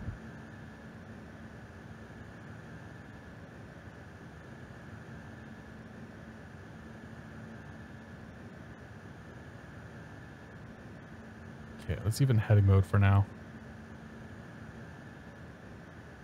Seattle Center, JetBlue 717, flight level 340, requesting direct Joppa. JetBlue 717, Seattle Center, clear direct Joppa. Direct Joppa, JetBlue 717. Okay, so let's make a little bit of a left turn here. Start getting ourselves on course. That's really weird. Like, it's like the entire thing just reset itself, because it thinks that 16 left is next. So Joppa. But it was flying, like it was flying the route, because it got us there. Literally no idea what happened. Okay, we'll go back to nav mode. So we're going to have to keep an extra close eye on this plane now, because I don't want that to happen again. I'm glad I noticed. I happened to look down at ForeFlight. I'm like, dude, we are like way off course here. So we flew, I don't know, not super far. I mean, we flew, well, 30 miles. We flew 30 miles past our waypoint before we you know, finally caught it and got the turn in. So now we're going direct Joppa. We'll see what happens. But like, there's plenty of kinks in this flight plan. At 139 that it's definitely, the plane has definitely turned itself a couple times. You know, it definitely turned itself a little bit at Boise and whatnot. I no idea what happened there. There was 7 Charlie Papa. Not gonna ask. Contact NorCal approach 121.3, hard low for you. Anyway. Roger. Stop talking about food, yeah, dude. I like those winglets it has. It has winglets? It does have winglets, doesn't it? Yeah, they're pretty sweet. Rip. Stealth Talon, good to see you. I think I said hello to you earlier, but I think you've been here all night, actually, or all day. We're 707 no, I checked for discontinuities is the thing. For uniform, turn left, heading. Like, I actually checked for discontinuities and it was flying perfectly fine. 2989er, expected visual approach. And I even filled, I remember I filled that discontinuity. I specifically remember filling that discontinuity there too. But whatever, it's cool. We're good now. You just fess up to you. Like, see, there's an example. Hey, we had a problem. Can I, here's my solution. Can you help me out with this? And we fixed it. It was fine.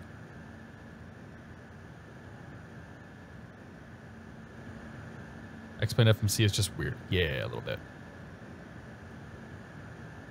With regards to your PPL, if you have ForeFlight on your iPad, do you still have to bring a map printouts? So if you're going to go electronic with your EFB, if you're going to go for an EFB, I should say, you need to have your source of charts, which in my case is ForeFlight on my iPad, and then you have to have a backup. And for me, the backup is ForeFlight on my iPhone. So I have two sets of charts via ForeFlight, so I am legal with those charts. Now, I also carry a paper sectional for Boston. I also carry a Boston TAC chart. When I flew up to Burlington, Vermont last week, however, I didn't have paper charts for my arrival into Burlington because the cutoff was about 30 miles south of Burlington. 090 radial to intercept the Albuquerque 230 radial inbound to the Albuquerque VOR, then direct. Maintain 15,000. Communicate, confess, and something else that starts with C. I like that, Christine. 133.57, squawk 6077. We have a kinky flight plan. Let's go with it. But yeah, so yeah, you don't have to carry paper on you. And I'll always carry a Boston sectional, but I won't carry anything else. Like I'll never carry any other sectionals because I don't see the need to.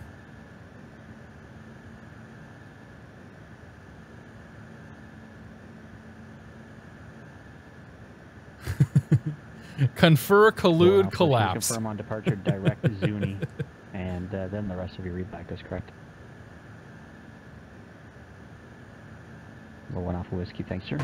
I like it, Keith. It was good to hear you on the comms today. By the way, I know that you've been doing some streaming and whatnot lately. I don't think I've had you as a controller for a very long time. Denver departure, radar contact, climb via the SPAS 3 departure. Something I learned during ground school. Something 17 to send at pilot's discretion. Maintain flight level 240. Flight level 240, my discretion, JetBlue 717. Okay, so we're gonna look and see what our altitude restrictions are. Figure things out from there. Something I learned during ground school is if something messes up, contact ATC, communicate that you messed up, and ask them to bail you out. Basically, I like it. You're looking for north. All right, Keith. We'll see you, buddy. Have a good night.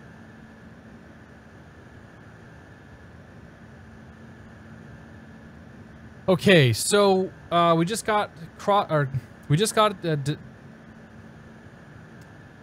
clearance to descend at pilot's discretion to flight level 240. Correction, cleared out of the Phoenix Bravo airspace on departure. So let's take a look at our arrival.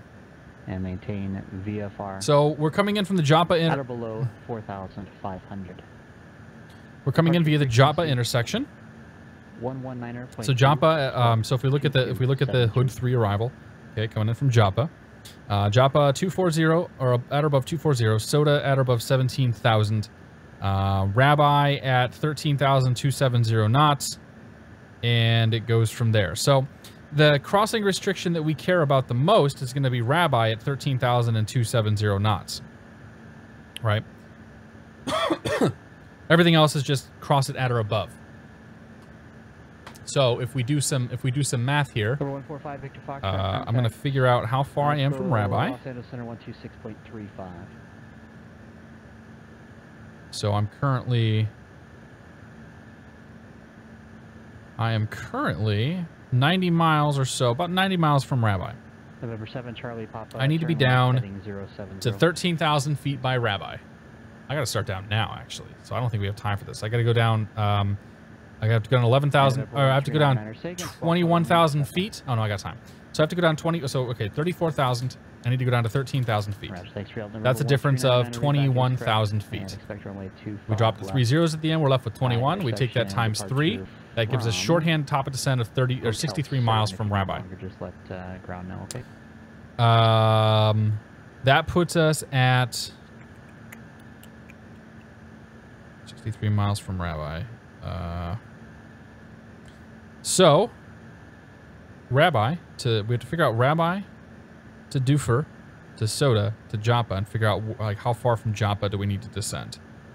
Okay, I can do that. Back to our plates, pull up our arrival.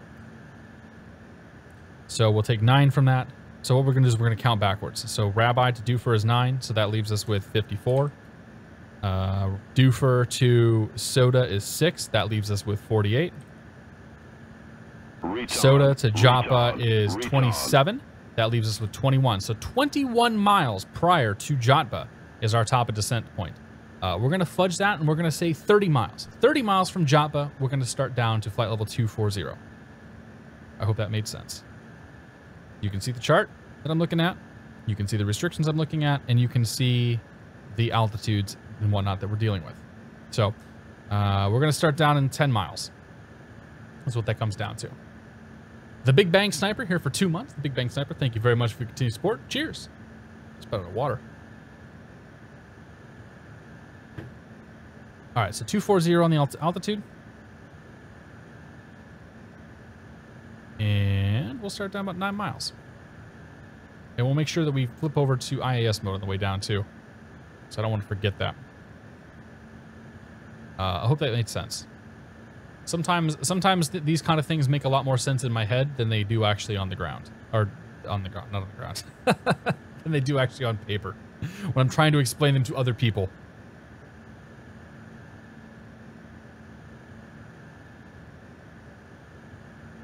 You guys got quiet all of a sudden.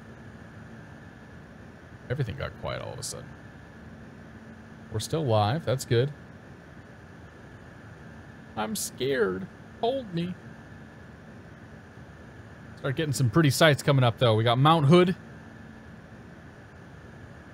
We're 531 Alpha Whiskey, Roger, runway. We'll have Mount Hood in front of us. And we'll have more stuff that I have no idea. We'll have more mountains. Big mountains, too.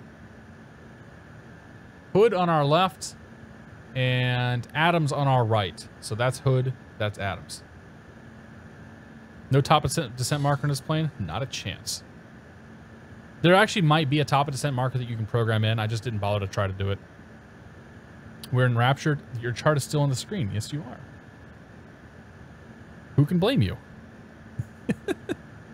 The Daedalus here for 4 months. Here we go. Didn't realize it was 4 months already. The Daedalus, thank you very much for your continued support. Cheers. I appreciate it, man.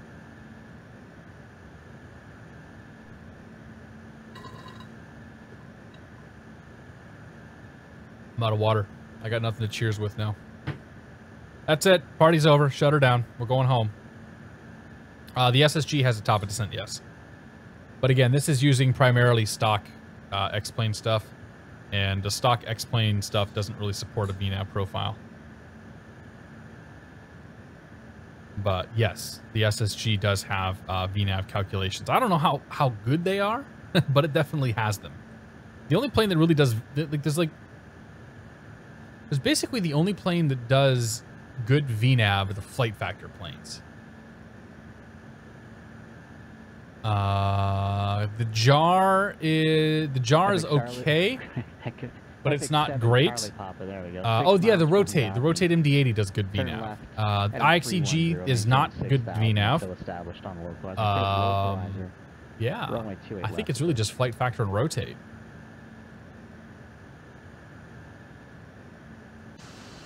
So speaking of jar, are their planes still interesting? I mean, the jars still have their, quirks and their problems.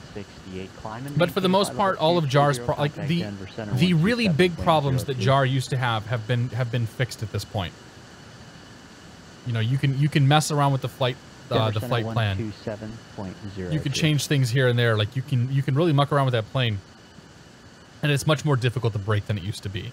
To the point where I'd say they're actually, like, those are planes that are actually worth picking up, especially when coupled with the Blue Sky Star sound pack. I don't know how it's going to hold a candle to the Flight Factor A320 whenever that comes around, but you know, that's kind of just going to be a wait and see. Rem Bennis, welcome aboard. Happy Friday, or happy Monday. Ted Prime, welcome aboard. Good to see you. Val Dudes with the auto host. Who just went offline? Southwest 1768, Denver Center, Roger, calling maintain flight level 340. Who was Val Dudes hosting that wasn't me? Val Dudes? I'm just kidding, I don't actually care.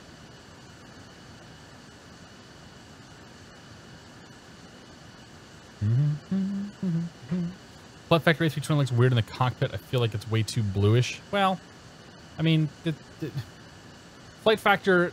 has traditionally not had great texturing. Like I don't think the 757 and the 767 are really lookers. So I wouldn't expect miracles to come out of anything that they do, even with an Airbus.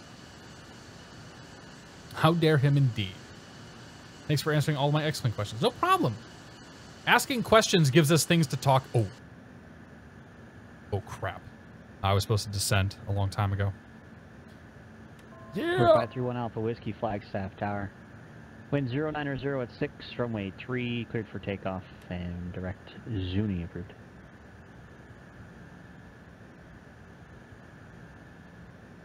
Yeah, so we totally forgot to descend, and that's definitely a problem. Mr. Finkel, thank you for the bits, man. Bits from lurk mode. Mr. Finkel, cheers. I have nothing to cheers with, so thank you very much. I appreciate it, man. Lurkers unite, dude. I lurk so much in Twitch. I lurk on everybody's streams. If you see me pop into a stream, I'm usually listening and I'm usually there, but I'm not usually paying attention. All right, let's go to out of Mach mode. We'll go for 280 knots on the descent. JetBlue 717, contact Seattle Center 121.4. 121.4, JetBlue 717. 0.40. Pop you in, pop you in. All right.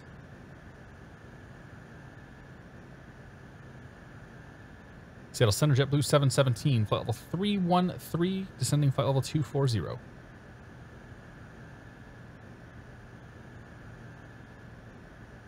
man. How far are we from Rabbi? JetBlue 717, Seattle Center, good afternoon. Descend via the Hood 3 arrival. Portland altimeter is 29902 and is landing west. Descend via the Hood 3, landing west, 902 on the altimeter, JetBlue 717. Number 13999 Phoenix ground runway. Okay, so we got 40 miles to go to Rabbi. We need to lose 17,000 feet. That's a problem. So we're gonna go. We're gonna do something I don't normally do. We're gonna go to flight change mode, pull the throttle all the way back, and apply full speed brakes, and get this sucker down. Because I descended about, I don't know, 30 miles too late. Let's see what kind of drag we get out of this thing.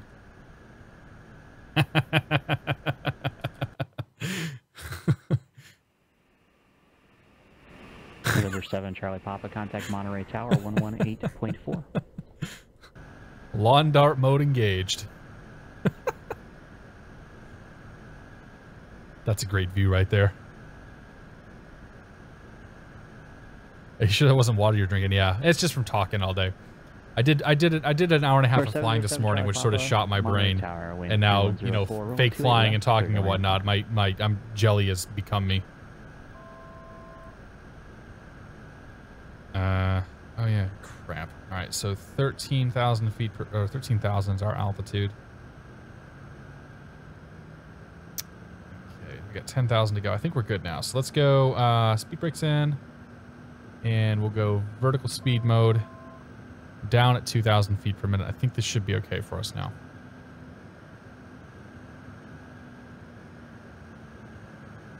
Can I join you? Yeah, if you're on PilotEdge, go. We're gonna be in Portland in about 10 minutes. So if you blast out of there real quick and try to do an approach, you probably jump in. Drop the gear while you're at it. Yeah, tempting. Has anybody found a way to fix the awful gray trails? No, contrails are what they are. This plane doesn't seem to have them though. Lost Kiwi, good to see you, man. PE lads always seem to keep us high going into Portland. Yeah, it was not their fault, man. It was totally my fault. I screwed up. I forgot to descend.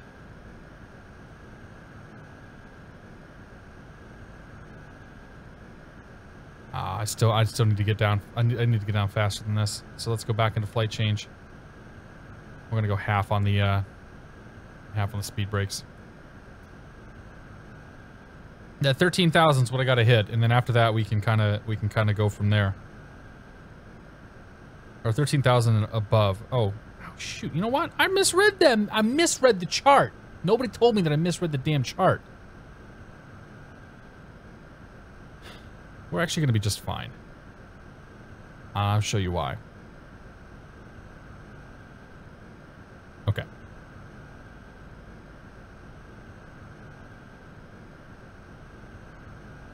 Okay, so maybe somebody told me this. I misread that and thought that it was at and maintained 13,000 feet, but it's actually above 13,000 feet.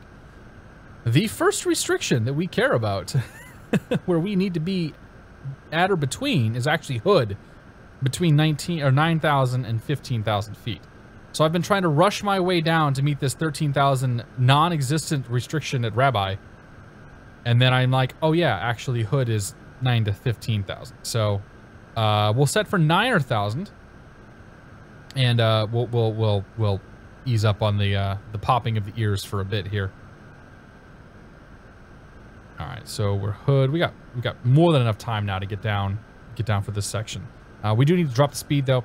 So 370 for Rabbi. Left, Hotel 7. Cleared for takeoff. Wind variable. Let's go 5. vertical speed mode. 2,000 feet per minute's fine. Actually, let's bring that rate back just a touch. Do 1,800 feet per minute so we can actually descend here. All right. Maybe somebody told me that I was doing this right, but or was doing it wrong, but it's cool.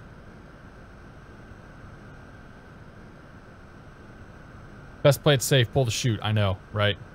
I got my jet chute. Art Tataran, good to see you, Ron. Happy Monday, man. Hope you're doing well. 6,700 at Schaefer comes pretty quick. Yeah, it does.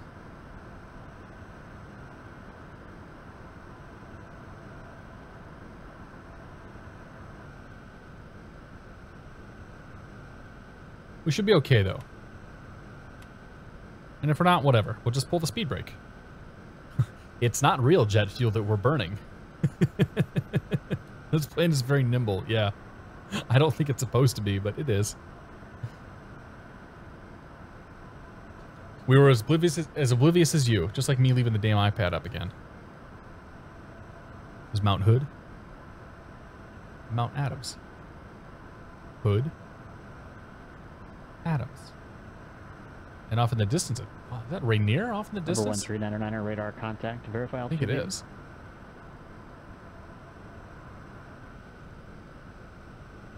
Number 1399, roger, contact. Phoenix departure. I think that's Rainier.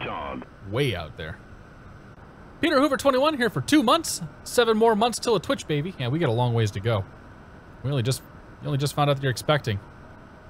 Thank you very much for your continued support. I have nothing to cheers you with, so I really appreciate it, though. You guys are all awesome tonight. Great, I know, dude. I just want to stare out the window right now. Number 1399 Phoenix departure, roger. Altimeter. Really pretty coming in here. This is Val Dude's country. This is where he. JetBlue 717 contact. Portland approach 124.35. 2435 JetBlue 717.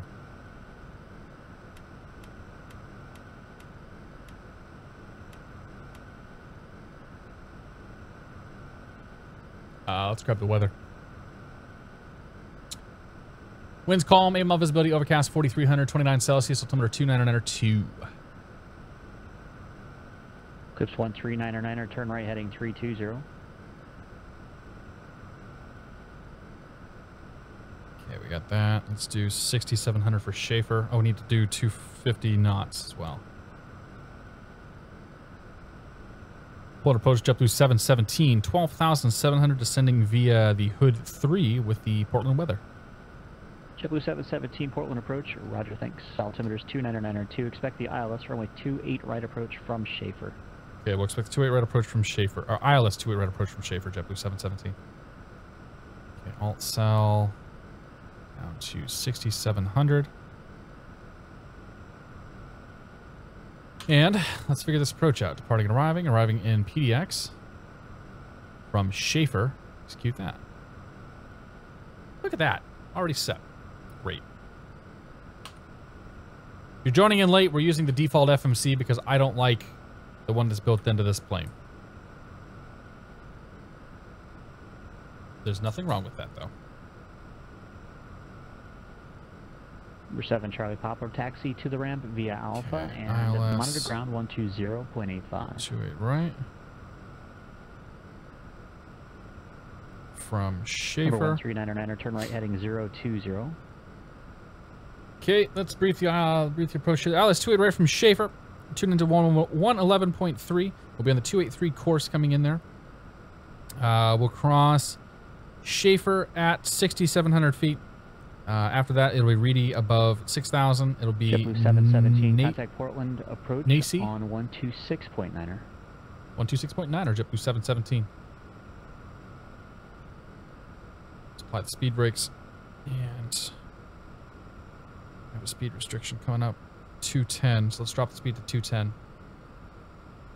Let's do this first.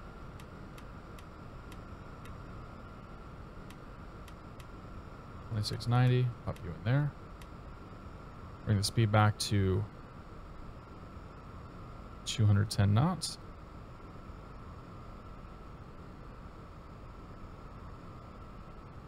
Portland approach, JetBlue 717, 9,300, descending via Hood 3. JetBlue 717, Portland approach, roger. Altimeter 299er2, cross Schaefer at 6,700, cleared ILS runway 28 right approach. 902, cross Schaefer at 6,700, and cleared ILS 28 right approach, JetBlue 717. Okay, back to the brief. Schaefer 6,700, Reedy above 6,000, Nacy at 3,700, and then down from there. Nacy's 14.1 miles out. OMSI's about the time that we're going to start making ourselves dirty and pull our gear out. Minimums today are going to be 300 feet AG out. In the event of a missed approach, we climb straight ahead 600 feet, and then we make a right turn to 4,200 feet direct to the BTG VOR. At Battleground, we're going to we would hold at 164 inbound. Okay, so that's the approach. So let's do 111.3, 111.30 here, in. Okay, we're down below 10,000 feet lights. And we are looking for 6,700 feet. 1,000 to go, we should have no problem with that. After we cross Schaefer, we'll dial in 6,000 feet, and we'll continue down. Most likely Tower is going to be next. Portland Tower for 28 right is 118.7.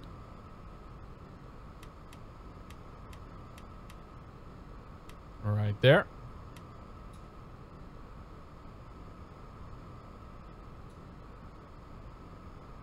G-Hub, welcome aboard. Good to see you. Abo01, welcome aboard. Happy Friday. Or Monday. Happy Monday. Waz Stain, happy Monday. Kramer FLA, welcome aboard. Good to see you guys. Good to see you all. Should not assume that you're all... I shouldn't assume gender. That would be a sexist thing. Get myself comfortable here for this, because we're going to probably be picking up hand flying here in just a moment. Number 1399er, say altitude.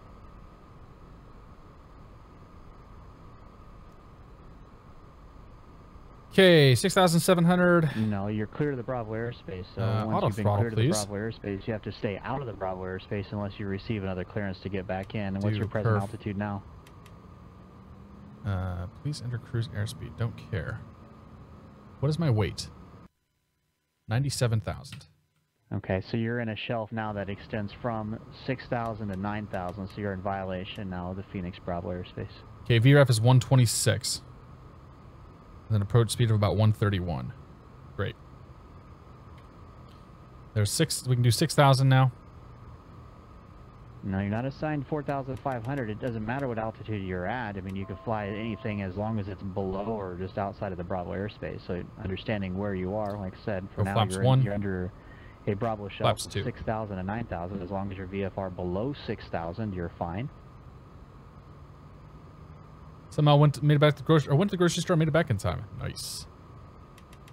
Let's go. Auto brakes medium. Lights are good. Arm speed brake. It's all going to happen real quick here. Number 1399er, in about a half a mile, you'll be under a shelf of 7,000 to 9,000. People do have problems. At your present altitude, maybe descend a couple hundred feet. You'll be okay, and then be a few miles beyond that, you'll be clear of the Bravo, and you can resume on navigation. Appropriate VFR altitudes from that point on. Not even sure where he's at. Number 139er is now cleared of the Phoenix Bravo airspace. Remain Phoenix, outside okay. the Bravo airspace at all times. Resume on navigation and maintain VFR. Alright, well, I can't pay attention to him. Have to fly my plane. 3,700 is the next altitude.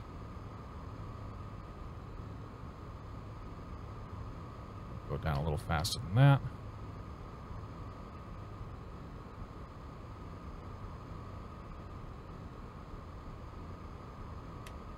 Southwest 42, Portland clearance. Cleared to Sacramento Airport. Herman's 5 departure. Okay, here we go. Flying to Reedy now. Or no, we're flying to Nacy. 118.42. About to jump in the soup, it looks like. Squawk 7333. I'm okay with that. I was making Milwaukee scenery as well. They're ripping stuff down. Scrapped a project I've been working on for 2 months. Oh, it sucks. Southwest 42, you're back correct. Lovely scenery here. Back a bit. Is it default or an add-on? It's Ortho for XP. Ortho, the number 4 XP generated Ortho scenery. Okay, so let's do this. We're going to go to heading mode. Sync the heading bug. Go to heading mode. Change ourselves to VOR Loc. VOR Loc. Okay. Doesn't want to do that. Does not want to do that at all.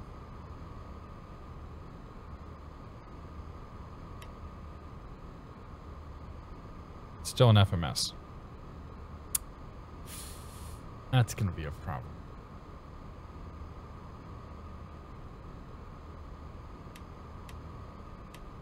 I won't go to VR Loc. That's going to be... Southwest 1768 well, descend at that'll be interesting. To maintain flight level 240. Okay. So that's 14.1 out. It's picked up the localizer. Okay, so we can go down to about 1,000 feet. So let's do that. Alt select 1,000 vertical approach glide slope. Retard. Vertical speed down. So approach mode seems to pick up. Oh, whatever. We'll be all right.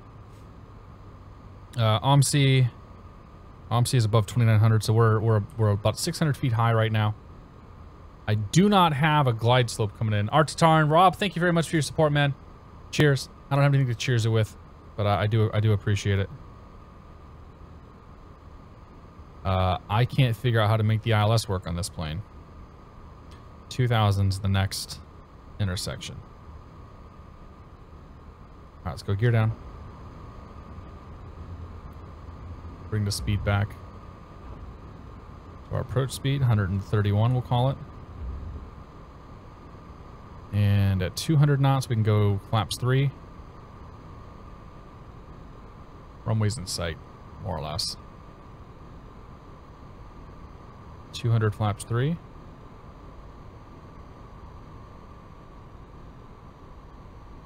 $190 flaps 4. $180 flaps 5.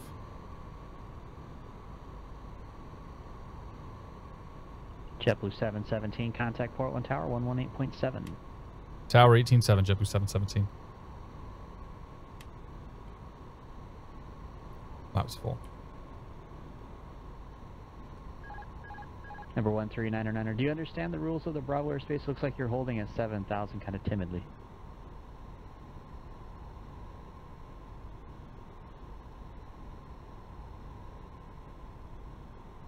Okay, I got 1 white, 1 red, 3 white. Auto throttle can come off now too, it did. Portland Tower, JetBlue 717, ILS 28 right. JetBlue 717, Portland Tower, runway 28 right, cleared to land, wind calm. Cleared land, runway 28 right, JetBlue 717. Okay, so I have no idea why I didn't get an ILS. I can't go to VOR mode. I click the button and nothing happens. I click it over there, nothing happens. So we cannot track a VOR. 139er, roger. After your flight after you finish your flight, go look at the terminal air chart for Phoenix, and you'll see that the ring that you really want to be aware of. Well, there's a couple of them. Okay, 2 white, 2 but red. You'll see on the terminal air chart. Oops, nope, 4 red now. We're too dial low. in the Phoenix VOR. There's DME markings on there that'll help you identify. Okay, gears down 3 where green. you Flaps in are down, relation to the Bravo indicated airspace. full. Lights are on. Runway's in sight. Clearance has been received. We're a little bit on the low side. Fix that though. There's the light. Hey, nice. Lights just came on for us. Yeah, no problem. Okay, here we go. Number 13909, contact Phoenix approach now 133.57. Let's try to find what they might call a stabilized approach here. 500. Evidence cross-checked. 400. Still low again.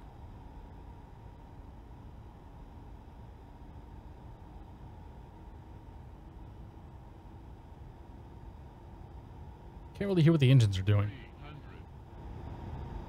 That's better.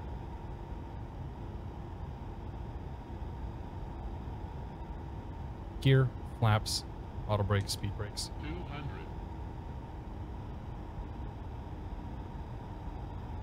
Number 13909, Phoenix approach, afternoon, Sedona, altimeter 3008. Let me know when you have the weather. 50. 40. 30. 20. 10.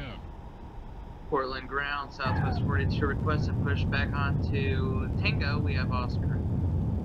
Southwest 42, Portland ground, push to Tango is approved, and expect runway 28 left for departure. Okay, reversers, Push decel. approved, expecting 28 left, Southwest 42. There's 80, manual braking. JetBlue 17, turn left when able, contact ground point Niner. Left ground point enters, JetBlue 717.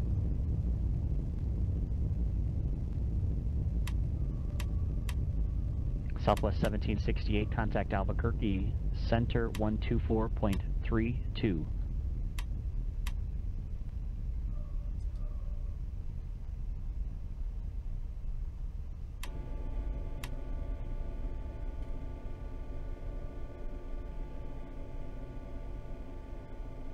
Ground, JetBlue 717, clear Alpha 6.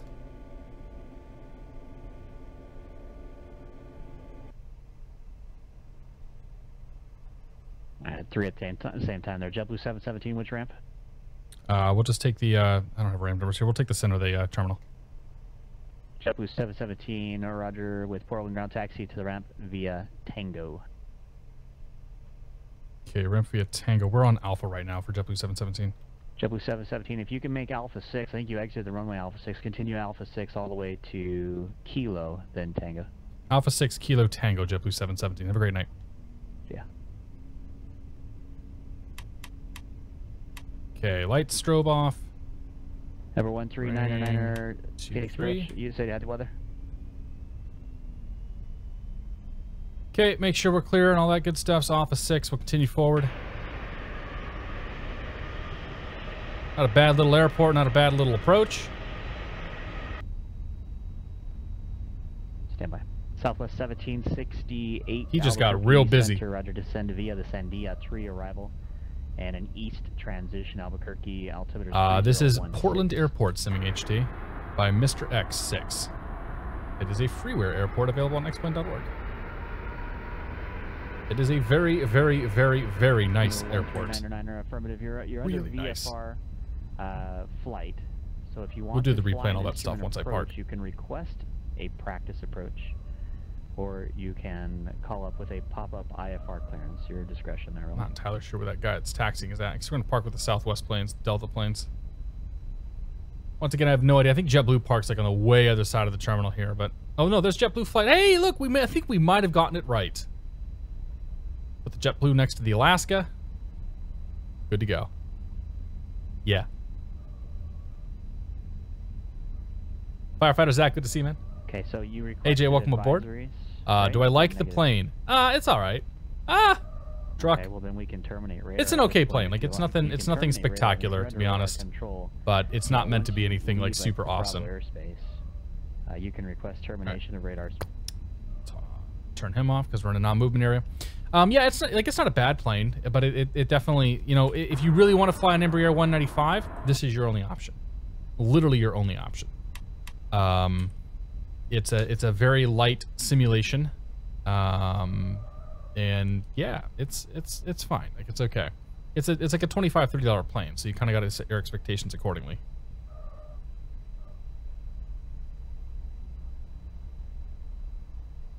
All right, come in, come in, come in. That way, okay.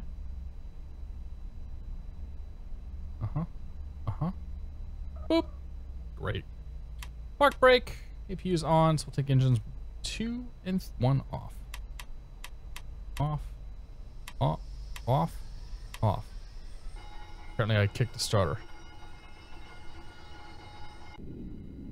Ladies and gentlemen, welcome to Portland. Is it Portland International? Portland Airport. Curlin Ho, good to see you, man. UV Baller, welcome aboard. Is the SSG? I think the SSG is better, yeah, when it works. Yeah, it's great if you don't need to track a local edge. That's a good point. I couldn't get the ILS to work at all. Like, we couldn't put it into VOR loc mode. That's probably an issue. So yeah, let's disconnect from the old PilotEdge here. Disconnected. And we will go to replay mode. Let's see how that look coming in there. I was low. So I was low for most of this approach, and that kind of threw me off. Like, I definitely wasn't what I would call a stabilized until about probably right there was about the point where we got stabilized. And you can even see the way that it's coming in there. Like, that's maybe a little bit higher of an angle than I would expect to see from one of these, but you know, that's probably not too far off the deck angle that you'd expect to have coming in there. Well, okay, that's way high for a deck angle, like to the point where it's like almost a tail strike in this thing. Nailed the center line though.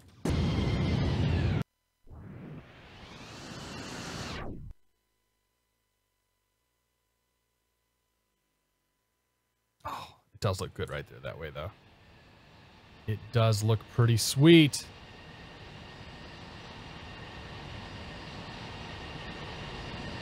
Verno, I use mostly stock settings. This is zoom level 17.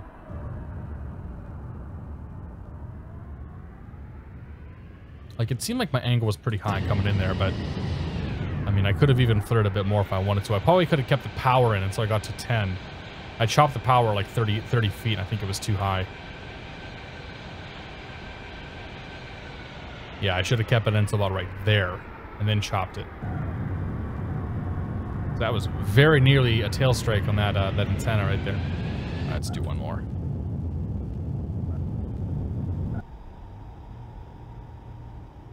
There does seem to be a bit of wing. There's a little bit of wing flex, I think. Yeah, a little bit. 100. 50. 40. 30. 20. 10. Thump.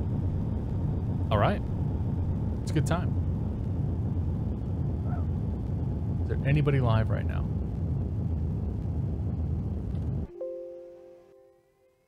Ladies and gentlemen, that's going to do it for me. Thank you all so much for coming out today. It was a blast. I'm going to say go to the Sky Lounge and go say hi to Edson for me, okay? Edson. Go say hi to Edson, spam your beer mugs and all that stuff. And yeah, so I'm going to be back for sure on Friday. I'm not sure I'm going to do I'm not going to try to do anything Wednesday, I think, this week. But definitely be back on Friday. We'll go watch the Sky Lounge next. And yeah, we'll see you guys here. We'll see you guys here later. So thanks again all for coming out. I hope you all have a great short week if you're in the US, or just a great regular week if you're everywhere else. And we'll see you on Friday. Toodles, guys.